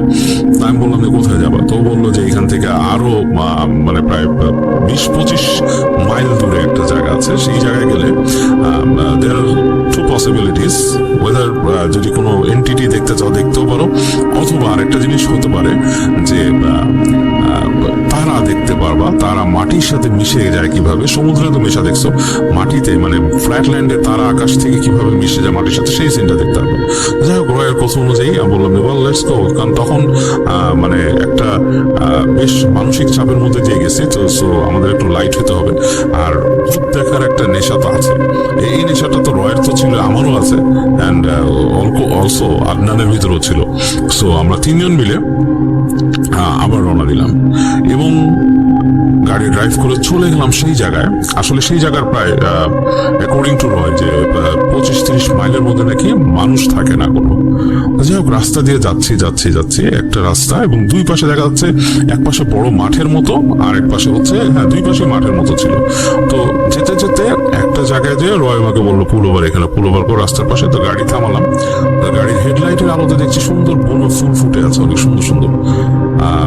আমি গাড়ি স্টপ করলাম, টার্ন অফ করলাম। গাড়ি টার্ন অফ করার পরে গাড়িতে গান বাজছিল, সুন্দর একটা গান বাজছিল এবং খুব সুন্দর লাগলো পরিবেশটা, অসাধারণ। আসলেই দেখলাম যে তারা মাটির সাথে দিগন্তে কিভাবে মিশে যায়, এটা দেখা গেল রাতের বেলা, অসাধারণ। তো পরিবেশটা এনজয় করলাম আমরা।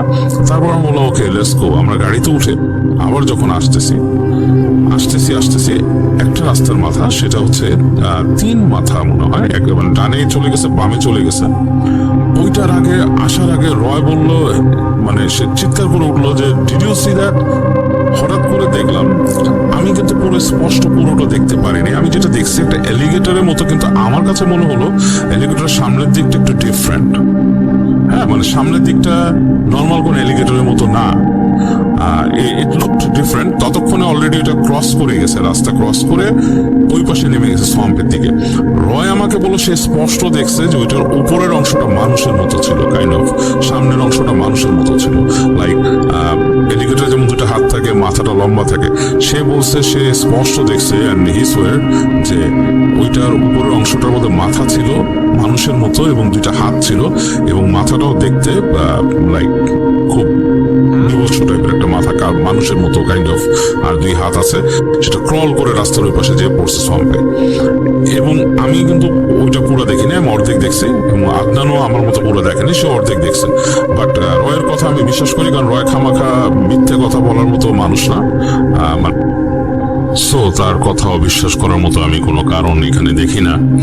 আর এইটাই তো। যাই হোক, ওই দিন আমরা বেশ মানে কি বলবো, কাইন্ড অফ লাইক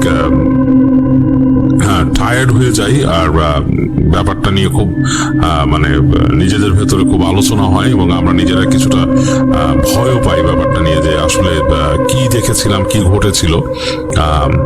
এবং এটা খুব মিস্টেরিয়াস একটা রাত ছিল আমাদের জন্য। আমরা বেশ মিস্টেরিয়াস একটা রাত ওদিন কাটিয়েছিলাম, এবং এটাই ছিল একটা ঘটনা আমার। আমরা এখন যেটা করতে চাই সেটা হচ্ছে পরবর্তী ঘটনা যেতে চাই। একটা ঘটনা আমি পড়ে শোনাতে চাই, এটা হচ্ছে রোমানের পাঠানো ঘটনা। তো এই ঘটনাটা আমি আপনাদেরকে পড়ে শোনাচ্ছি, আশা করছি এই ঘটনাটা আপনাদের ভালো লাগবে। চলুন শুনে আসি আমাদের পরবর্তী ঘটনা। যেভাবে লেখা আছে সেভাবেই পড়ছি। লিখছেন মুস্তফা আলম রোমান। আসসালামু আলাইকুম রাসেল ভাই এবং প্রিয় শ্রোতা, আশা করি আপনারা সবাই ভালো আছেন। আমি মুস্তফা আলম রোমান। আজ আমি আপনাদের সাথে যে ঘটনাটি শেয়ার করব সেটা একজন লিসেনার আমাকে পাঠিয়েছেন। ওনার নাম পিয়ার আহমেদ তানভি। ঘটনাটি রাজশাহী জেলার চঞ্জিমা থানার অন্তর্গত উজিরপুকুর নামক একটি গ্রামের। সত্যি বলতে এটাকে একটি ঘটনা বললে ভুল হবে, কারণ এই গ্রামের অসংখ্য ঘটনা রয়েছে যা আজও ঘটে চলেছে সেই গ্রামে বসবাসরত মানুষের সাথে। পিয়ার ভাই আমাকে ঘটনাগুলো যেভাবে বলেছেন আমিও ঠিক সেভাবেই লেখার চেষ্টা করছি। গ্রামের নাম উজিরপুকুর। গ্রাম মানে পাখিদের কোলাহল, ঝিঝির ডাক আর জোনাকির স্বপ্নীল ওড়াউড়িতে হৃদয় ভোলানো রূপ। গ্রাম মানেই সবুজ শ্যামল শান্ত ছায়া ঘেরা মনোরম এক জনপদ। আমাদের উজিরপুকুরও ঠিক এমনই একটি গ্রাম। তবে কোমল সূর্য রশ্মিতেও হৃদয় জোড়ানো এই রূপটাকে রাতের অন্ধকার গ্রাস করে ফেলে অনায়াসেই। আমি যখন ছোট ছিলাম তখন দাদা দাদি আর মায়ের মুখ থেকেই ভূতের গল্প শুনেছি। তারা আমাকে ভূতের ভয় দেখিয়ে কখনো খাইয়ে দিতেন, আবার কখনো ঘুম পাড়িয়ে দিতেন। তবে এই ভূত জিনিসটাকে সামনে থেকে দেখার সৌভাগ্য বা দুর্ভাগ্য তখনও হয়ে ওঠেনি। বয়স বাড়ার সাথে সাথে ভূত নামক বস্তুটি নিয়ে আগ্রহটাও বাড়তে থাকে। আগ্রহের মূল কারণ ছিল কেন মানুষ ভয় পায় এই ভূত শব্দটি শুনলে। সবসময় বাচ্চাদের কেন ভূতের ভয় দেখানো হয়, এই প্রশ্নগুলোর উত্তর খুঁজে বের করা। কিন্তু প্রশ্নগুলোর উত্তর খুঁজতে গিয়ে আমার জীবনে প্রায় কেঁচো খুঁড়তে কেউটে বেরিয়ে আসার মতো অবস্থা। কারণ আমি যে অপরূপ সৌন্দর্য ঘেরা গ্রামে বাস করি, সেই গ্রামটিতে শুধুমাত্র সাধারণ সহজ সরল মানুষের বসবাস নেই, রয়েছে অদৃশ্য এবং অদ্ভুত কিছু জিনিসের অস্তিত্ব। সত্যি বলতে আমাদের পুরো গ্রামটি একটি ভুতুড়ে গ্রাম। ছোট থাকতে ভূত নামের বস্তুটি নিয়ে তুচ্ছ তাচ্ছিল্য হাসি তামাশা করলেও আজ তাদের মাঝেই আমাদের বসবাস। লোকে বলে মানুষের মাঝেই নাকি জিন এবং ভূতেরা বাস করে। তবে আমাদের গ্রামের কথাটা একদম উল্টো। আজ আমি আমার নিজের চোখে দেখা এবং নিজের কানে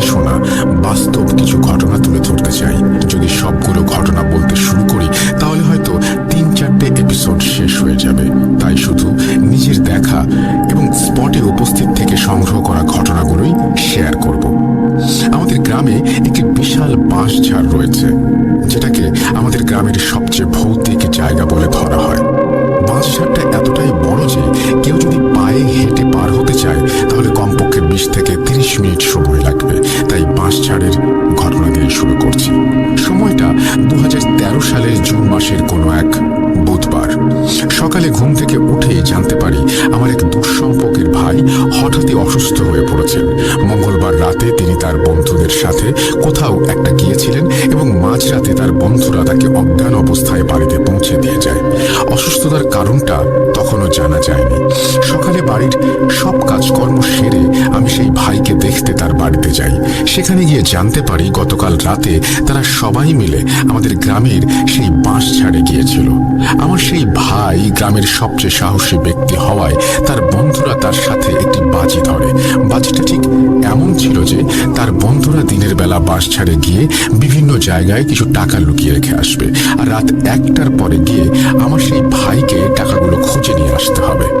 বাজিতে জিতে গেলে সব টাকা আমার ভাইয়ের, আর হেরে গেলে ওই টাকার দ্বিগুণ পরিমাণ ফেরত দিতে হবে। শর্ত অনুযায়ী আমার ভাই রাত 1টার পর সেই বাঁশঝাড়ে যায় এবং ঠিক 20 মিনিট পর একটা চিৎকার দেয়। চিৎকার শুনে তার বন্ধুরা বাঁশঝাড়ের ভেতরে গিয়ে তাকে অজ্ঞান অবস্থায় খুঁজে পায়।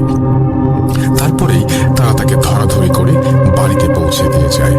ওই দিন একজন ডাক্তার এবং একজন কবিরাজকে দিয়ে ভাইয়ার চিকিৎসা করানো হলেও তার জ্ঞান ফেরে না। ওই ঘটনার ঠিক 5 দিন পর ভাইয়ার জ্ঞান ফেরে। তবে সেই 5 দিনে গ্রামের বাঁশঝাড়ে অহরহ ঘটনা ঘটেই চলেছিল। ভাইয়ার ঘটনার পরের দিন বিকেলে খবর পাই আমার এক চাচাতো বোন সেই বাঁশঝাড়ের ভেতর দিয়ে বাড়ি ফিরতে নিয়ে কিছু একটা দেখে অসুস্থ হয়ে পড়েছেন। আমি আর আমার মা আমাদের বাড়িতে গিয়ে যা শুনি তা গা শিউরে ওঠার মতো। আমার সেই বোন বলেন, আমি সকালে আমার এক বান্ধবীর বাড়িতে গিয়েছিলাম একটি বিশেষ কাজে। বাড়ি ফিরতে কিছুটা দেরি হয়ে গেছে দেখে আমি ওই বাঁশঝাড়ের ভেতরের শর্টকাট দিয়ে বাড়ি আসছিলাম, আর ঠিক তখনই দেখলাম আমার থেকে প্রায় 8-10 হাত দূরে একটি মেয়ে পেছন ফিরে দাঁড়িয়ে আছে। আমি এক পা সামনে এগোতেই সে আমার দিকে ঘুরে তাকানোর পর যা দেখলাম তা বিশ্বাস করার মতো নয়। আমি দেখলাম ওটা আমি নিজেই। আমি আমার সামনেই দাঁড়িয়ে আছি। ওই মেয়েটা আমার দিকে রাগান্বিত চোখে তাকিয়ে বলল, তোর সাহস তো কম নয়, তুই আমার সামনে চুল ছেড়ে ঘুরে বেড়াচ্ছিস। এটা বলে আমার মতো দেখতে সেই মেয়েটা মুহূর্তের মধ্যে তার রূপ বদলে বিভৎস এক আকার এবং চেহারা ধারণ করে এগিয়ে আসতে থাকে। এরপর আমি আর সহ্য করতে পারিনি। আমি চিৎকার দিয়ে মাটিতে পড়ে যাই। চোখটা বন্ধ হয়ে আসার আগ মুহূর্তে শুনতে পেলাম জোহরের আজান দিচ্ছে। সামনে থাকা বিভৎস জিনিসটা আস্তে আস্তে হাওয়ায় মিলিয়ে যাচ্ছে। এরপর আমার আর কিছু মনে নেই। জ্ঞান ফেরার পর মায়ের কাছে জানতে পারি বাড়ি ফিরতে দেরি হওয়ায় বাবা আমার সেই বান্ধবীর বাড়িতে যান আমাকে নিয়ে আসার জন্য, কিন্তু আমাকে না পেয়ে একটা সময় খোঁজাখুঁজি করতে করতে সেই বাঁশঝাড়ের মধ্যে আমাকে খুঁজে পান। বোনের কাছ থেকে এই ঘটনাটি শোনার পর আমার এবং আমার মায়ের মাঝেও একটা ভয় দেখা দিচ্ছিল, কারণ দিনে দুপুরে এরকম একটা ঘটনা ঘটে গিয়েছে, আর বাড়ি ফিরতে হলে আমাদেরও সেই বাঁশঝাড়ের মধ্য দিয়ে যেতে হবে।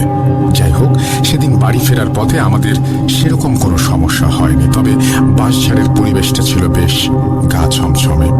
এরপর একে একে ছোটখাটো আরো অনেক ঘটনা ঘটেছে আমাদের গ্রামে, সেগুলো অন্য একদিন বলবো। এবার আসি আমার সেই দুঃসম্পর্কের ভাইয়ার ঘটনায়। 5 দিন পর ভাইয়ার জ্ঞান ফিরলে আমরা তাকে দেখতে তার বাড়িতে যাই। গিয়ে দেখি ভাইয়া বিছানায় শুয়ে আছেন। কাছে গিয়ে কথা বলতে বলতে জানতে পারলাম সবকিছু স্বাভাবিক থাকলেও তিনি হাঁটাহাঁটি করতে পারছেন না। হাঁটতে গেলে পায়ে তীব্র ব্যথা অনুভব করছেন।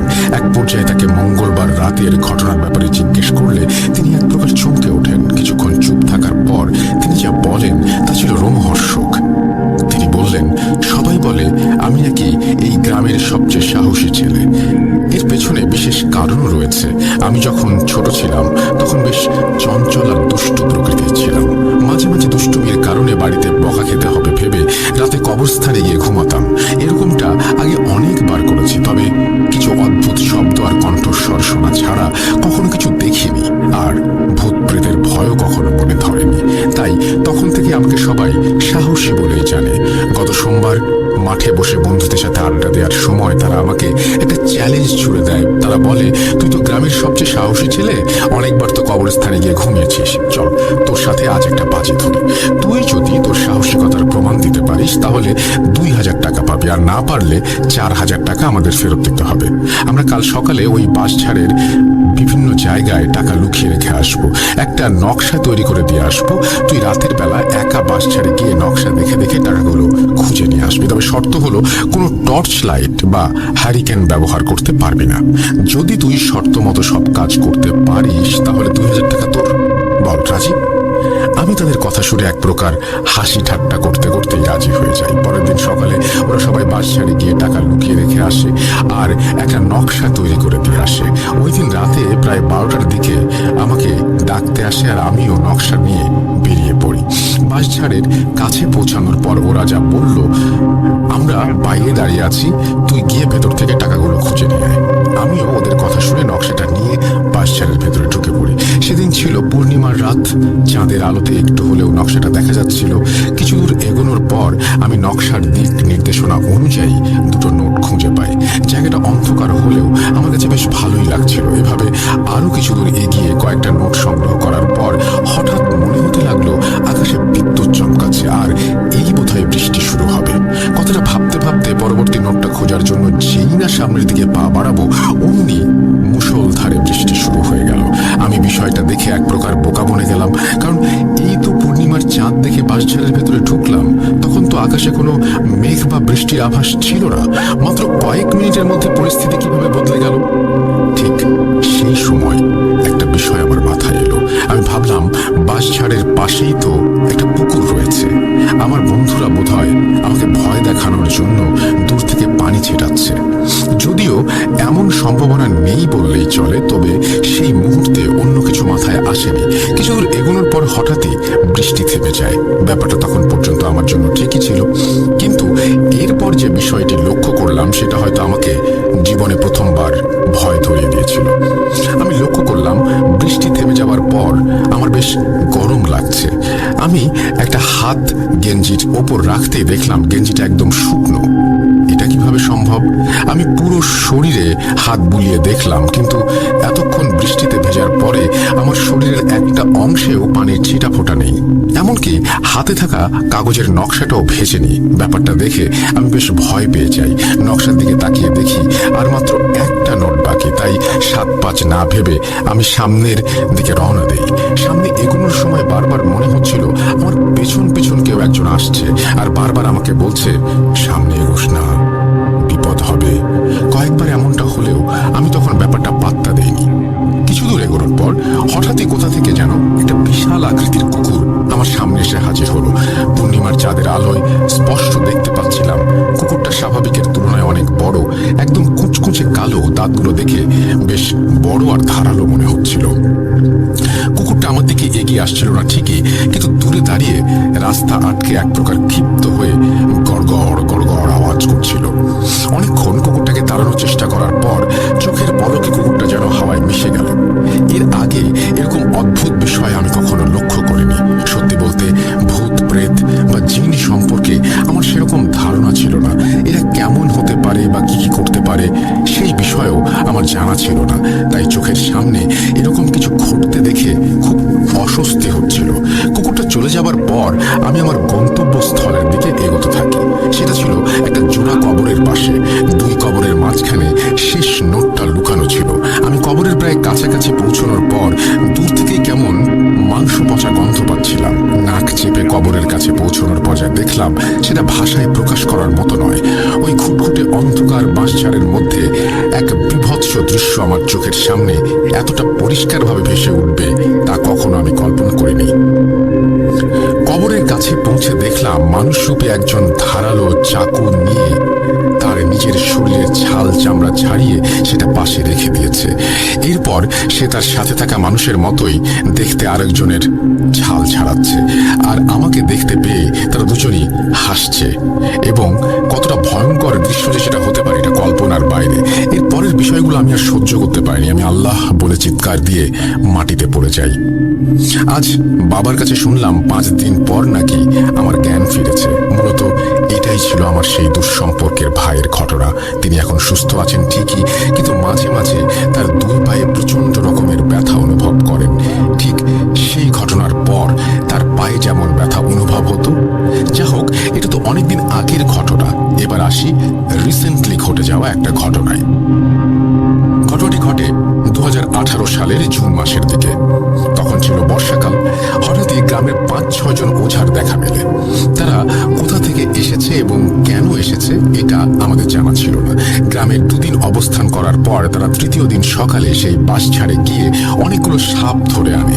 তৃতীয় দিন তাদের সাথে কথা বলে জানতে পারি তারা সাপগুলো ধরে বিভিন্ন জায়গায় খেলা দেখায় এবং বিষাক্ত সাপগুলোর বিষ থেকে ঔষধ তৈরির জন্য সেগুলো বিভিন্ন এনজিওতে দিয়ে দেয়। তাদের কথা শুনে গ্রামের প্রায় সবাই খুশি।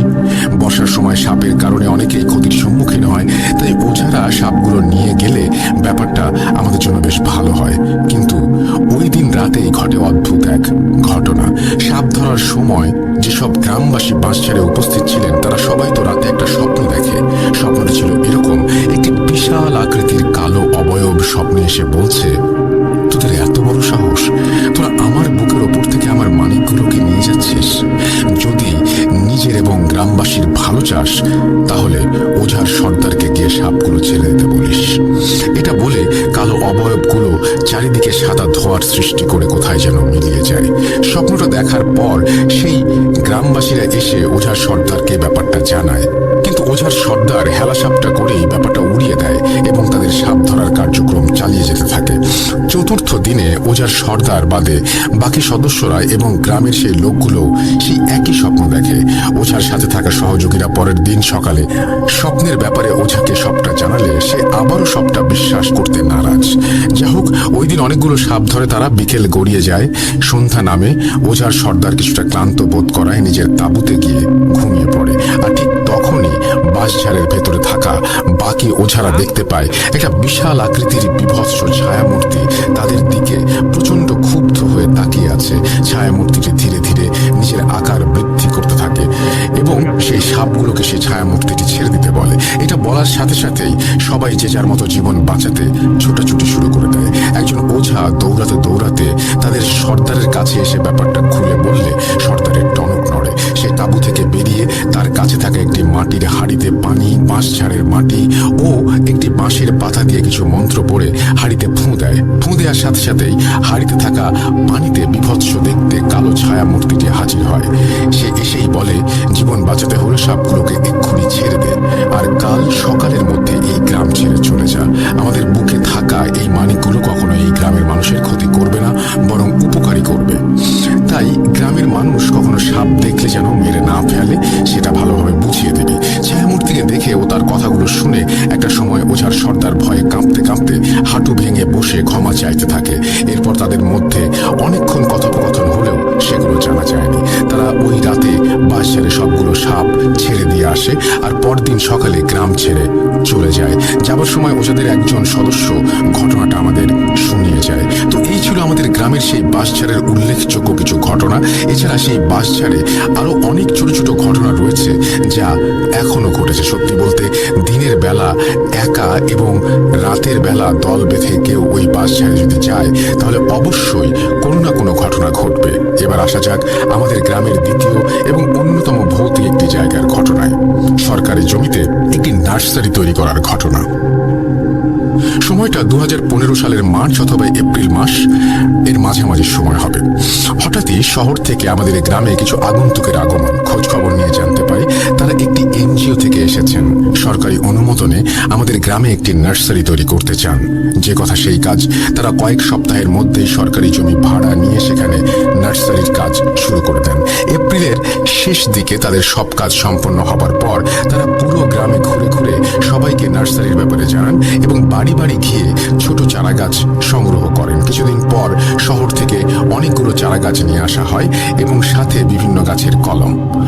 সরকারি অনুদানে এনজিওর লোকজন থাকার জন্য ওই নার্সারির পাশে একটি ছোট ঘরও তৈরি করে দেওয়া হয়। নার্সারিটা তৈরি করে এনজিওর লোকেরা যেমন আনন্দিত ছিল ঠিক তেমনি নতুন কিছু দেখতে পেয়ে গ্রামের মানুষও খুশি ছিল। তবে মূল ঝামেলা শুরু হয় নার্সারি তৈরির 15 দিন পর থেকে। হঠাৎই এনজিওর লোকজনের মাঝে এক অদ্ভুত আচরণ লক্ষ্য করা যায়। আর মাত্র 22 দিনের মাথায় লোকগুলো কাউকে কিছু না বলে কোথায় যেন চলে যায়। নার্সারি ছেড়ে চলে যাবার 3-4 দিন পরেও কেউ জানতো না যে তারা নার্সারি ছেড়ে কোথায় চলে গিয়েছে। 4 দিন পর সরকারি অফিস থেকে তাদের খোঁজ নেয়ার জন্য 2 জন লোক আসলে তাদের কাছ থেকেই ব্যাপারটা আমরা জানতে পারি। তারা নিজেদের ঊর্ধ্বতন কর্মকর্তাদের ফোন করেন এবং এনজিওর লোকগুলোর খোঁজ নেওয়ার চেষ্টা করেন এবং 2-3 দিন পর খবর পাওয়া যায় তারা এনজিওর চাকরি ছেড়ে দিয়ে অন্য কোথাও চলে গিয়েছেন। কেন তারা এরকমটি করলেন সেটা জানা যায়নি। যাই হোক, সেই 2-3 দিনের মধ্যে ঘটে আরেক ঘটনা। নার্সারির লোক না থাকায় গ্রামের কিছু দুষ্টু ছেলেরা রাতের বেলা সেখান থেকে বিভিন্ন গাছ চুরি করে নিয়ে যায়। প্রথম 2 দিন কোনো সমস্যা দেখা না দিলেও তৃতীয় দিন ঘটে বিপত্তি। আগের 2 দিনের মতোই গ্রামের 2 জন ছেলে নার্সারিতে যায় গাছ চুরি করার জন্য। তারা বাঁশের বেড়া টুপকে চারা গাছ তোলার পর যখনই বাইরে আসবে বা নিয়ে আসতে যাবে ঠিক তখনই মনে হলো নার্সারির চারিদিকে যেন তুফান উঠে গেছে। হাওয়ায় লন্ডভন্ড হয়ে যাবে চারদিক। আর তখনই একটি বিশাল আকৃতির পাখি নার্সারির পাশে থাকা খেজুর গাছের ওপরে বসে এবং মুহূর্তের মধ্যে তুফান থেমে যায়। সেই সময় 2জন দেখতে পায় একটি বাচ্চার কাটা মাথা হাওয়ায় ভেসে ভেসে নার্সারির চারিদিকে চক্কর খাচ্ছে এবং কাটা মাথা তাদেরকে কিছু একটা বলে এবং বলে কাটা মাথাটা বলিষ্ঠ কণ্ঠস্বর বদলে বাচ্চার কণ্ঠে হাসতে হাসতে হাওয়ায় মিলিয়ে যায়। সকালবেলা গ্রামের লোকেরা ওই রাস্তা দিয়ে যাওয়ার সময় ছেলে দুটোকে অজ্ঞান অবস্থায় দেখতে পায় এবং তাদেরকে নার্সারির ভেতর থেকে বাইরে এনে জ্ঞান ফেরানোর পর এই ঘটনাগুলো জানতে পারে। এরপর ওই রাস্তা দিয়ে চলাচলের সময় অনেকের সাথেই ছোটখাটো ঘটনা ঘটেছে, তবে উল্লেখযোগ্য ঘটনার মধ্যে রয়েছে আমার বড় ভাইয়ের সাথে ঘটা ঘটনাটা আমার বড় ভাই মন্ডুল এবং তার বন্ধু তৌহিদের সাথে ঘটে। নার্সারিতে ঘটে যাওয়া ঘটনাগুলোর সময় আমার বড় ভাই মনিরুল গ্রামে ছিলেন না। তিনি তখন শহরে পড়াশোনা করতেন। শহর থেকে গ্রামে আসার দিন সন্ধ্যায় ভাইয়ার বন্ধুকে ফোন করে বলে দেন তিনি বাড়ি ফিরছেন এবং অটো রিক্সাটা রেডি রাখতে বলেন। তৌহিদ ভাই তখন অটো রিক্সা চালাতেন, তাই আমার বড় ভাইয়ের কথা শুনে তিনি তার সব কাজ শেষে ভাড়া মিটিয়ে ভাইয়ার জন্য অপেক্ষা করতে থাকেন। ভাইয়ার ফিরতে ফিরতে অনেকটা রাত হয়ে যায়।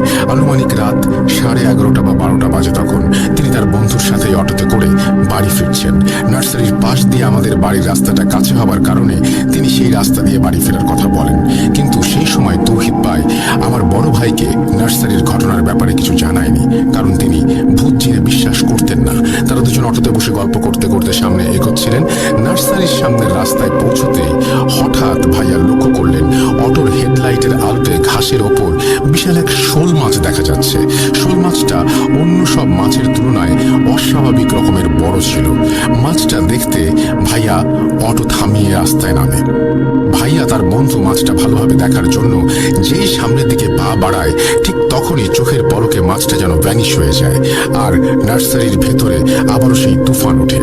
ভাইয়া এবং বন্ধু নার্সারির বাইরে রাস্তায় দাঁড়িয়ে সবটা দেখছিলেন। হঠাৎ ভাইয়ার বন্ধু তৌহিদ ভাইয়া নার্সারির গেটের সামনে একটা ছোট বাচ্চার কাটা মাথা দেখতে পান। তিনি ভাইয়াকে দেখে বিষয়টা জানানোর আগেই ছোট মাথাটা বিশাল আকার ধারণ করতে থাকে। একটা সময় ছোট মাথাটা গড়িয়ে টায়ারের থেকেও বড় হয়ে হাওয়ায় ভাসতে থাকে এবং সে সেখানে বলিষ্ঠ কণ্ঠে তাদের সাথে কিছু বলতে থাকে এবং তাদেরকে জানিয়ে দেয় যে এখন থেকে যদি এখানে কেউ আসে তাহলে তার সাথেই খারাপ কিছু ঘটবে। এটা বলেই ছোট বাচ্চার কাটা মাথাটা হাসতে হাসতে অন্ধকারে মিলিয়ে যায়। এই দৃশ্য আমার ভাইয়া এবং তার বন্ধু সহ্য করতে পারেননি। তারা ওখানেই অজ্ঞান হয়ে পড়ে যান। ফজরের নামাজ পড়তে গিয়ে মুসল্লিরা নার্সারির পাশের রাস্তায় তাদের 2জনকে পড়ে থাকতে দেখে বাড়িতে পৌঁছে দিয়ে যান। পরবর্তীতে তাদের কাছ থেকে ঘটনাটা জানা যায়। এই ঘটনার পর গ্রামের মানুষ একটু সতর্ক হয়ে যান। তারা আমাদের উজির পুকুর জামে মসজিদের ইমামকে ডেকে জায়গাটা দেখান এবং একটা সমাধান দিতে বলেন। ইমাম সাহেব পুরো জায়গাটা ঘুরে দেখে বলেন এখানে খারাপ কিছুর অস্তিত্ব আছে। এই নার্সারির কারণে তারা আরো শক্তিশালী হয়ে উঠেছে। যত দ্রুত সম্ভব এখান থেকে নার্সারি সরিয়ে ফসলি জমি আবাদ করুন, ইনশাল্লাহ আপনাদের সমস্যার সমাধান হয়ে যাবে। ইমাম সাহেবের কথা শুনে গ্রামবাসীরা 2 দিনের মধ্যে জায়গাটি পরিষ্কার করে ফেলে এবং আস্তে আস্তে সেটাকে সরিয়ে ফসলি জমিতে পরিণত করে। আজ ওই জায়গাটা সম্পূর্ণ ফসলি জমি এবং বর্তমানে ওখানে আর কোনো সমস্যা হয় না। তবে ঘটনা 4 4 বছর পর অর্থাৎ 2019 সালে ওই নার্সারিতে থাকা এনজিওর একজন কর্মকর্তা আমাদের গ্রামে আসেন। তিনি যে ঘটনা বলেন সেটা বেশ ভয়ঙ্কর। তিনি গ্রামে আসার পর গ্রামের মানুষ হন্যি হয়ে তার কাছে গিয়ে সবটা জানতে চায়। গ্রামবাসীর প্রশ্ন ছিল একটাই, তারা কাউকে কিছু না বলে কেন চলে গিয়েছিল। এনজিওর লোকটা সবাইকে শান্ত করে ঘটনাটা খুলে বলেন। তিনি বলেন, নার্সারি তৈরি হওয়ার পর সবকিছু ঠিক ছিল, তবে 4-5 দিন পর আমাদের সাথে ঝামেলা শুরু হয়। প্রতি রাতেই আমরা ছোট বাচ্চার কান্নার আওয়াজ শুনতে পেতাম, কিন্তু বাইরে গিয়ে কাউকে দেখতে পেতাম না। একদিন রাতে আমি রুম থেকে বেরিয়ে নিচে গিয়ে দেখি 1.5 থেকে 2 বছরের একটা বাচ্চা মাটিতে বসে কাঁদছে। কাছে গিয়ে তার পরিচয় জানতে চাইলাম, কিন্তু সে কোনো উত্তর না দিয়ে কাঁদতে থাকে। কাছে গিয়ে তখন বাচ্চাটাকে কোলে নিব, ঠিক তখনই মুখের সামনে সে হাতটা সরিয়ে আগুনের মতো লাল টকটকে চোখ দিয়ে আমাদেরকে তাকিয়ে আমাকে চলে যেতে বলল। এটা বলেই আমার চোখের সামনে বাচ্চাটা গায়েব হয়ে যায়। আমি এটা দেখে আল্লাহ বলে চিৎকার দিয়ে দৌড়ে রুমে ঢুকে পড়ি। সবাই আমাকে হাঁপাতে দেখে কারণটা জিজ্ঞেস করলে আমি সবাইকে সবটা খুলে বলি, কিন্তু তারা তখন ব্যাপারটা খুব একটা আমলে নেয় না। তবে এরপর যা ঘটে আমরা সবাই দেখেছি এবং জীবন বাঁচাতে আমরা এখান থেকে পালিয়ে গেছি। ওই দিন রাতে আমরা সবাই ঘুমিয়েছিলাম। হঠাৎ বাইরে দরজায় কড়া নাড়ার শব্দ। বাইরে গিয়ে কাউকে খুঁজে না পেয়ে বাকি সবাই ঘুম থেকে উঠে পড়ে। কান্নার শব্দের উৎসটা খুঁজতে ওই রাতে আমরা সবাই বাইরে বেরিয়ে পড়ি। আমরা যখন নার্সারির চারিদিকে খোঁজাখুঁজি করছিলাম, ঠিক তখনই নার্সারির ভেতরে যেন ঘূর্ণিঝড় বয়ে যাচ্ছিল, আর কান্নার শব্দটাও যেন থেমে গেল। ঝড় দেখে আমরা যেই না রুমে ঢুকতে নেব, ঠিক তখনই দেখলাম একটা বিশাল আকৃতির পাখি উঠতে উঠতে এসে নার্সারির পাশে থাকা খেজুর গাছের উপরে বসলো। আর ঠিক তার পর মুহূর্তেই ঝড়টা থেমে গেল। বুঝতে বাকি রইল না এই ঝড়টা বিশাল আকৃতির ওই পাখির মেলে ধরা ডানার কারণে। এটা ভাবতে ভাবতে আমরা দেখলাম একটা কাটা মাথা নার্সারির চারিদিকে ঘুরে বেড়াচ্ছে এবং সে আমাদের এখান থেকে চলে যেতে বলছে। যা হোক, এটা ছিল আমাদের গ্রামের দ্বিতীয় এবং অন্যতম ভৌতিক স্থানের ঘটনা। আমাদের গ্রামে এরকম আরো অনেক ঘটনা আছে, সময় পেলে ইনশাল্লাহ শেয়ার করব। পিয়ার ভাই আমাকে তার গ্রামের ব্যাপারে প্রথমে এটুকুই বলেছিলেন, তবে এরকম একটি ভৌতিক গ্রামে মানুষ বসবাস করছে, অনেকের সাথেই ঘটনা ঘটছে, তাই একটু কৌতূহল বশত পিয়ার ভাইকে জিজ্ঞেস করি তার নিজের সাথে কখনো কোনো ঘটনা ঘটেছে কিনা। যদি থাকে তাহলে সেটাও শেয়ার করেন। পিয়ার ভাই একটু হেসে বলেন, হ্যাঁ, আমার সাথেও কিছু ঘটনা ঘটেছে, তবে সেগুলো ছোট ছোট। এরপর তিনি তার সাথে ঘটে যাওয়া ছোট্ট কয়েকটি ঘটনা শেয়ার করেন। ঘটনাটি প্রায় 7 বছর আগেই বলেছি। ছোটবেলা থেকেই আমি একটু ডানপিটে স্বভাবের। একদিন বিকেলে আড্ডা দিতে দিতে আমি আর আমার 4 বন্ধু ফন্দি আঁটি চুরি করে খেজুরের রস খাবার জন্য। যেই ভাবা সেই কাজ। 4 বন্ধুর মধ্যে একজন জিজ্ঞেস করে, খেজুরের রস চুরি করবো কোত্থেকে? আমাদের বাড়ির আশেপাশে তো কোনো খেজুরের গাছ নেই। আমি ওর কথা শুনে বললাম, আরে চিন্তা করিস না, আমি তো আছি। কোথায় রস পাওয়া যাবে সেটা আমি আগে থেকে খোঁজ নিয়ে রাখছি। আমাদের গাং পাড়ে অনেকগুলো খেজুর গাছ, আমরা সেখানে অবশ্যই খেজুর রস পাবো। তবে জায়গাটা বেশ দূরে হবার কারণে আমাদের মধ্যে একজন বলে উঠলো, আরে গাং পাড় তো অনেক দূরে, রাত বিরাতে অত দূর যাওয়াটা কি ঠিক হবে? আমার মতে ওখানে যাওয়ার কোনো প্রয়োজন নেই, কারণ আমি ছোট মামার কাছে শুনেছি জায়গাটা কি বেশ ভয়ঙ্কর। রাতের বেলা নাকি ওখানে অনেক কিছু খপ্পরে পড়ে অনেকে অসুস্থ হয়ে গেছে। আমি ওর কথা শুনে এক প্রকার তুচ্ছ তাচ্ছিল্য করে বললাম, আরে ধুর, ওখানে ওসব কিছু নেই, এগুলো সব মানুষের মনের ভুল। আমাদের সাথে যেতে চাইলে চল, না গেলে এখানেই থাক। 5 জন বন্ধুর মধ্যে একসাথে যাওয়ার কথা শুনে একটা সময় সেও রাজি হয়ে যায়। এরপর আমরা আমাদের প্ল্যান মোতাবেক সেই রাতেই গাংপাড়ের দিকে রওনা দেই খেজুর রস খাওয়ার উদ্দেশ্যে। আমরা 5 জন বন্ধু যখন বাড়ি থেকে বেরোলাম তখন ঘড়িতে সময় রাত 8টা। যাওয়ার পথে আমাদের তেমন কোনো সমস্যা হয়নি। প্রায় 1.5 ঘন্টা হাঁটার পর আমরা গাংপাড়ের সেই খেজুর গাছের নিচে গিয়ে পৌঁছাই। সেখানে গিয়ে দেখি বেশ কয়েকটা গাছেই হাড়ি লাগানো আছে। সময়টা তখন রাত 9:30। এক বন্ধু বেশ ভালো গাছে উঠতে পারে। ও একটি গাছে উঠে হাড়ি নামিয়ে দেখে তখন রস পড়েনি, তাই আমরা আরো 1 ঘন্টা অপেক্ষা করব বলে ঠিক করি। আমাদের মাথায় তখন একটা কথা ছিল, যেভাবেই হোক আজ খেজুরের রস খেয়েই বাড়ি ফিরব। 1 ঘন্টা অপেক্ষার পর আমার বন্ধুকে আবারও গাছে উঠতে বলি। সে আবার আমার কথা শুনে তত্তর করে গাছে উঠে পড়ে। 3-4টা গাছ থেকে রস নামানোর পর আমার ওই বন্ধু যখনই আরেকটা গাছে রস নামাতে যাবে, ঠিক তখনই আমি দেখতে পেলাম খেজুর গাছের একটি ডালের উপর ছোট্ট এবং কালো একটা অবয়ব হাতে তার ধারালো দা নিয়ে বসে আছে। আমি আমার বন্ধুকে ব্যাপারটা জানানোর আগেই সে উপরের দিকে তাকায় আর জিনিসটা দেখে ভয়ে নিজেকে ধরে রাখতে পারে না এবং সে গাছ থেকে পড়ে যায়। সবার মুখে তখন একটাই কথা, পালা। আমরা 5 জনই জীবন বাঁচাতে দৌড় দেই, কিন্তু কিছু দূর যাওয়ার পরে পেছনে তাকিয়ে দেখি আমাদের পিছে সেই অবয়বটি অন্য একটি গাছের ডালে দাঁড়িয়ে আছে। সেই মুহূর্তে আমরা 5 জনই অবয়বটিকে স্পষ্টভাবে দেখতে পাই, আর ভয়ে উল্টো দিকে দৌড় দেওয়ার আগে অবয়বটি আমাদের বলে যে কাজটা ভালো হয়নি। এটা বলে সেই ছোট অবয়বটি গাছ থেকে লাফ দিয়ে মাটিতে পড়ার সাথে সাথেই কেমন যেন একটা বিশাল আকৃতির ছায়া মূর্তিতে পরিণত হয়। আমরা সবাই পেছন ফিরে দৌড় দিই এবং আমার এক বন্ধু বলে, সামনে একটি কবরস্থান আছে, তাড়াতাড়ি কবরস্থানে ঢুকে পড়, শুনেছি কবরস্থানে খারাপ কিছু আসতে পারে না। ওর কথা শুনে আমরা সবাই কবরস্থানে ঢুকে পড়ি। ঠিক পর মুহূর্তে কবরস্থানের বাইরে দাঁড়িয়ে অবয়বটি রাগান্বিতভাবে আমাদের দিকে তাকিয়ে থাকে। এর কিছুক্ষণ পর সেই অবয়বটি গায়েব হয়ে যায়। ওই দিন রাতে কবরস্থানে থেকে বের হবার মতো সাহস কারোরই ছিল না। একদম ফজরের পরে আমরা কবরস্থান থেকে বেরিয়েছি, আর বাড়ি ফেরার পথে এটা নিয়ে বেশ ঝামেলাও হয়েছে। ঘটনার পর কয়েকদিন পর্যন্ত আমাদের 5 জনেরই বেশ ভালো কম বেশি জ্বর ছিল। অনেক চিকিৎসার পরেও যখন জ্বর ভালো হচ্ছিল না, তখন বাড়িতে সব ঘটনা খুলে বলতে বাধ্য হই। ঘটনা শোনার পরপরই আব্বা গ্রামের মসজিদের ইমামকে বাড়িতে ডেকে নিয়ে আসেন। ইমাম সাহেব সবটা শুনে চুপ করে থাকার পর বললেন, ওটা খুবই খারাপ আর শক্তিশালী জিন ছিল, তোমাদের ভাগ্য ভালো আর তাই আল্লাহ তোমাদের বাঁচিয়ে দিয়েছেন। উনি পানি পড়া দিয়ে যান এবং সেটা খেয়ে 3 দিনের মাথায় আমরা পুরোপুরি সুস্থ হয়ে যাই। সুস্থ হবার পর আমরা 5 বন্ধুই তওবা করেছিলাম কখনো চুরি করব না আর রাতের বেলা এই ধরনের জায়গায় আর কখনো যাব না। এটা ছিল আমার সাথে ঘটে যাওয়া একটা ছোট্ট ঘটনা। তবে আপনাকে আমি আরো একটি ঘটনা বলতে পারি, যেটা আমার বাড়ির পাশের পুকুরে ঘটেছে। যেহেতু আমার ঘটনা বলে দিলাম, সেহেতু এটাও বলতে পারি কারণ ঘটনাটা নিজের চোখে দেখেছি। ঘটনাটি ঘটেছে আজ থেকে প্রায় 14 বছর আগে। এটি মূলত আমাদের বাড়ির পেছনের একটি পুকুরকে নিয়ে। এই পুকুরটিকে নিয়ে অনেক ঘটনা রয়েছে, তবে আমার নিজের চোখে দেখা একটি ঘটনা শেয়ার করছি। শুরুতে বলি, পুকুরটির নাম কালীতলা পুকুর। অনেক বছর আগে থেকেই এই পুকুরে নানা রকমের পূজার সামগ্রী ডুবানো হতো, সেই জন্যই পুকুরের পানি সবসময় কালো রঙের হয়ে থাকতো। তবুও মানুষ তাদের নিত্য প্রয়োজনীয় কাজে, যেমন কাপড় কাচা, থাবলা বাসন মাজা, গোসল সহ বিভিন্ন ধরনের কাজে পুকুরটি ব্যবহার করত। সে সময় কোনো প্রকার সমস্যা ছিল না। তবে হঠাৎই একদিন একটি অদ্ভুত ঘটনা ঘটে। গ্রামের একজন ওই পুকুরে গোসল শেষে বাড়ি ফিরে যখন তার চুলের দিকে তাকায়, তখন দেখে চুলগুলো কেমন যেন কোকড়া কোকড়া হয়ে গেছে আর জট বেঁধে গেছে। ঘটনাটি প্রথমে তার কাছে একটু অদ্ভুত মনে হলেও একটা সময় সবাই সাধারণভাবেই নেয়। কিন্তু এর কিছুদিন পরেই ঘটে এক মর্মান্তিক ঘটনা। আমার এক দুঃসম্পর্কের চাচাতো বোন ভর দুপুরে ওই পুকুরে গোসল করতে যায়। সময়টা তখন প্রায় দুপুর 12:30। আমরা সেই বোন পুকুরে নেমে গোসলের সময় দুটো ডুব দেওয়ার পর আর পানি থেকে উঠেও আসছিল না।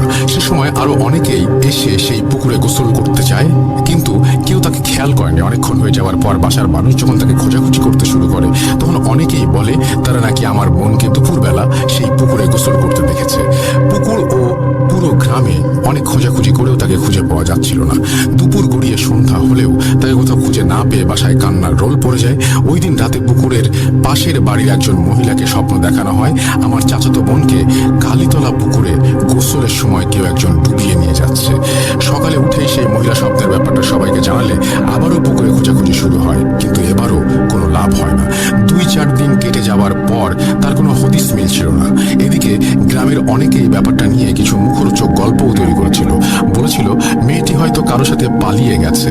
তবে হঠাৎই 8ম দিনের মাথায় সেই কালীতলা পুকুরে আমার বোনের লাশ ভেসে ওঠে। আমার বোন 8 দিন আগে যে সময় পুকুরে ডুব দিয়েছিল, ঠিক সেই সময়েই তার লাশটা ভেসে উঠেছিল। একদম ফজরের পরে আমরা কবরস্থান থেকে বেরিয়েছি, আর বাড়ি ফেরার পথে এটা নিয়ে বেশ ঝামেলাও হয়েছে। ঘটনার পর কয়েকদিন পর্যন্ত আমাদের 5 জনেরই বেশ ভালো কম বেশি জ্বর ছিল। অনেক চিকিৎসার পরেও যখন জ্বর ভালো হচ্ছিল না, তখন বাড়িতে সব ঘটনা খুলে বলতে বাধ্য হই। ঘটনা শোনার পরপরই আব্বা গ্রামের মসজিদের ইমামকে বাড়িতে ডেকে নিয়ে আসেন। ইমাম সাহেব সবটা শুনে চুপ করে থাকার পর বললেন, ওটা খুবই খারাপ আর শক্তিশালী জিন ছিল, তোমাদের ভাগ্য ভালো আর তাই আল্লাহ তোমাদের বাঁচিয়ে দিয়েছেন। উনি পানি পড়া দিয়ে যান এবং সেটা খেয়ে 3 দিনের মাথায় আমরা পুরোপুরি সুস্থ হয়ে যাই। সুস্থ হবার পর আমরা 5 বন্ধুই তওবা করেছিলাম কখনো চুরি করব না আর রাতের বেলা এই ধরনের জায়গায় আর কখনো যাব না। এটা ছিল আমার সাথে ঘটে যাওয়া একটা ছোট্ট ঘটনা। তবে আপনাকে আমি আরো একটি ঘটনা বলতে পারি, যেটা আমার বাড়ির পাশের পুকুরে ঘটেছে। যেহেতু আমার ঘটনা বলে দিলাম, সেহেতু এটাও বলতে পারি কারণ ঘটনাটা নিজের চোখে দেখেছি। এসেছি। ঘটনাটি ঘটেছে আজ থেকে প্রায় 14 বছর আগে। এটি মূলত আমাদের বাড়ির পেছনের একটি পুকুরকে নিয়ে। এই পুকুরটিকে নিয়ে অনেক ঘটনা রয়েছে, তবে আমার নিজের চোখে দেখা একটি ঘটনা শেয়ার করছি। শুরুতে বলি, পুকুরটির নাম কালীতলা পুকুর। অনেক বছর আগে থেকেই এই পুকুরে নানা রকমের পূজার সামগ্রী ডুবানো হতো, সেই জন্যই পুকুরের পানি সবসময় কালো রঙের হয়ে থাকতো। তবুও মানুষ তাদের নিত্য প্রয়োজনীয় কাজে, যেমন কাপড় কাচা, থালা বাসন মাজা, গোসল সহ বিভিন্ন ধরনের কাজে পুকুরটি ব্যবহার করত। সে সময় কোনো প্রকার সমস্যা ছিল না, তবে হঠাৎই একদিন একটি অদ্ভুত ঘটনা ঘটে। গ্রামের একজন ওই পুকুরে গোসল শেষে বাড়ি ফিরে যখন তার চুলের দিকে তাকায়, তখন দেখে চুলগুলো কেমন যেন কোকড়া কোকড়া হয়ে গেছে আর জট বেঁধে গেছে। ঘটনাটি প্রথমে তার কাছে একটু অদ্ভুত মনে হলেও একটা সময় সবাই সাধারণভাবেই নেয়। কিন্তু এর কিছুদিন পরেই ঘটে এক মর্মান্তিক ঘটনা। আমার এক দূর সম্পর্কের চাচাতো বোন ভর দুপুরে ওই পুকুরে গোসল করতে যায়। সময়টা তখন প্রায় দুপুর 12:30। আমরা সেই বোন পুকুরে নেমে গোসলের সময় দুটো ডুব দেওয়ার পর আর পানি থেকে উঠেও আসছিল না। সে সময় আরো অনেকেই এসে সেই পুকুরে গোসল করতে চায়, কিন্তু কেউ তাকে খেয়াল করেনি। অনেকক্ষণ হয়ে যাওয়ার পর বাসার মানুষ যখন তাকে খোঁজাখুঁজি করতে শুরু করে, তখন অনেকেই বলে তারা নাকি আমার বোনকে দুপুরবেলা সেই পুকুরে গোসল করতে দেখেছে। পুকুর ও পুরো গ্রামে অনেক খোঁজাখুঁজি করেও তাকে খুঁজে পাওয়া যাচ্ছিল না। দুপুর গড়িয়ে সন্ধ্যা হলেও তাকে কোথাও খুঁজে না পেয়ে বাসায় কান্নার রোল পড়ে যায়। ওই দিন রাতে পুকুরের পাশের বাড়ির একজন মহিলাকে স্বপ্ন দেখানো হয় আমার চাচাতো বোনকে কালীতলা পুকুরে গোসলের সময় কেউ একজন ডুবিয়ে নিয়ে যাচ্ছে।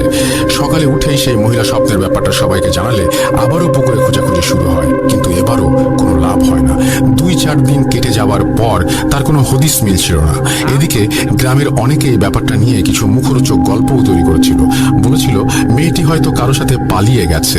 তবে হঠাৎই 8ম দিনের মাথায় সেই কালীতলা পুকুরে আমার বোনের লাশ ভেসে ওঠে।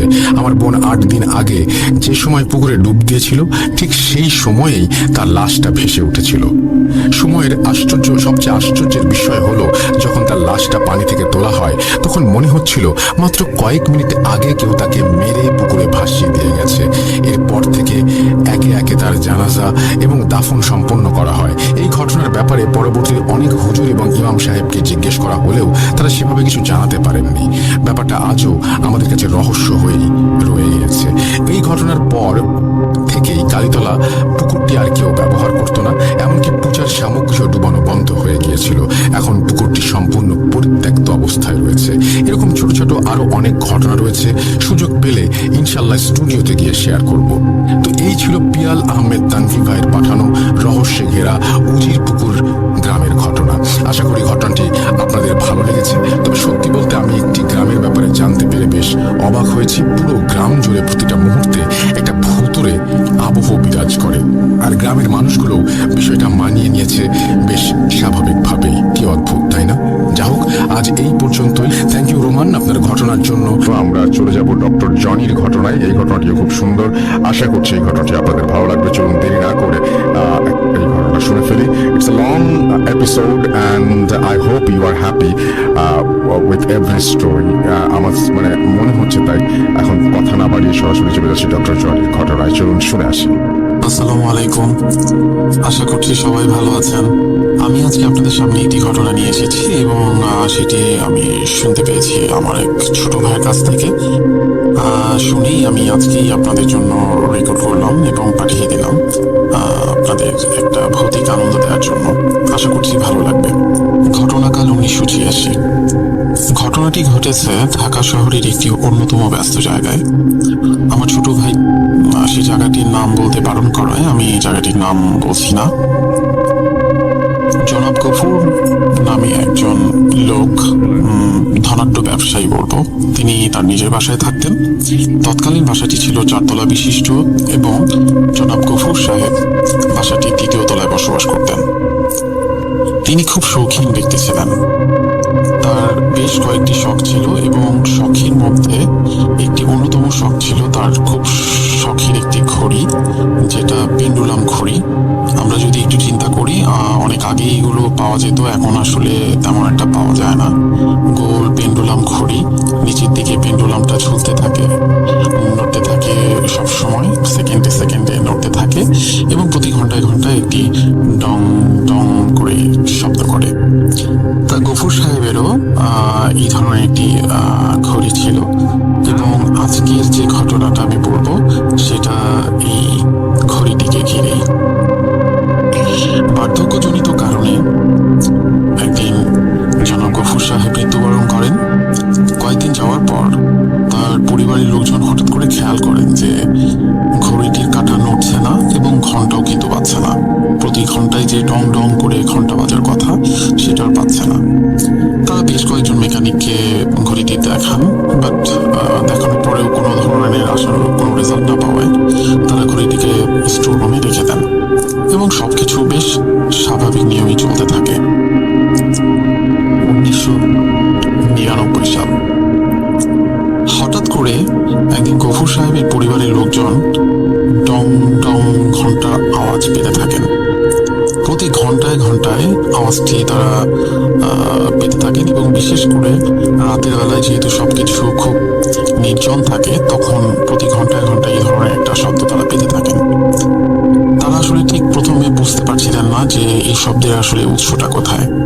হঠাৎ করে গফুর সাহেবের ছেলের মনে পড়ে তার বাবার সেই ঘড়িটার কথা এবং তিনি তাৎক্ষণিক স্টোর রুমে ছুটে গিয়ে ওখানে আবিষ্কার করেন ময়লার স্তূপ জমা হয়ে আছে সেই ঘড়িটির উপর। এবং কাকতালীয় ব্যাপারটা হচ্ছে ঘড়িটির কাঁটা নড়ছে এবং ঘন্টায় ঘন্টায় ঘড়িটি আবার ডং ডং শব্দ করছে। তিনি ঘড়িটিকে খুব সুন্দর করে পরিষ্কার করলেন। পরিষ্কার করে তিনি তার বাবা যে জায়গাটাতে ঘড়িটা ঝুলিয়ে রাখতেন, তাদের ড্রয়িং রুমে তার বাবার একটা সোফা ছিল যেখানে তিনি বসতেন এবং তার মাথার উপরে এই ঘড়িটি ছিল। তিনি ঠিক সেই জায়গাতেই ঘড়িটি আবার রেখে দেন। কিছুদিন পর বাসার গৃহকর্মী হঠাৎ করে লক্ষ্য করেন যে ঘড়িটি যে দেয়ালে লাগানো আছে সেই দেয়ালের একদম নিচে, অর্থাৎ সোফার ঠিক পেছনে, ফ্লোর এবং দেয়াল এর মাঝখানের যে জায়গাটা থাকে ওখানে ছোট্ট একটি ছিদ্র হয়ে ওখান থেকে একটি গাছ বের হয়ে আছে। সাধারণত এই গাছগুলো আমরা পরিত্যক্ত কোনো বাসা বা স্যাঁতসেঁতে কোনো বাসা, এই ধরনের বাসায় আমরা সাধারণত দেখতে পাই, কিন্তু ওখানে এই ধরনের গাছের উৎস থেকে সেটা আসলে বোঝা যায় না। তা গৃহকর্মী সেটিকে আগাছা ভেবে তুলে ফেলেন এবং যেদিন গাছটি তুলে ফেলা হয়, প্রথম দিকে সবাই এটা খেয়াল করতে না পারলেও পরবর্তীতে দেখা যায় যে যখন গাছটি তুলে ফেলা হলো সেদিন থেকে ঘড়ির কাঁটাটাও থেমে যায় এবং যে ডং ডং করে যে বাজাটা সেটাও কিন্তু বন্ধ হয়ে যায়। এতে করে আসলে সবাই একটু অবাক হয়ে যায়, কেন হঠাৎ করে ঘড়ি বন্ধ হয়ে গেল, কেউ কোনো কিছুই বুঝলো না।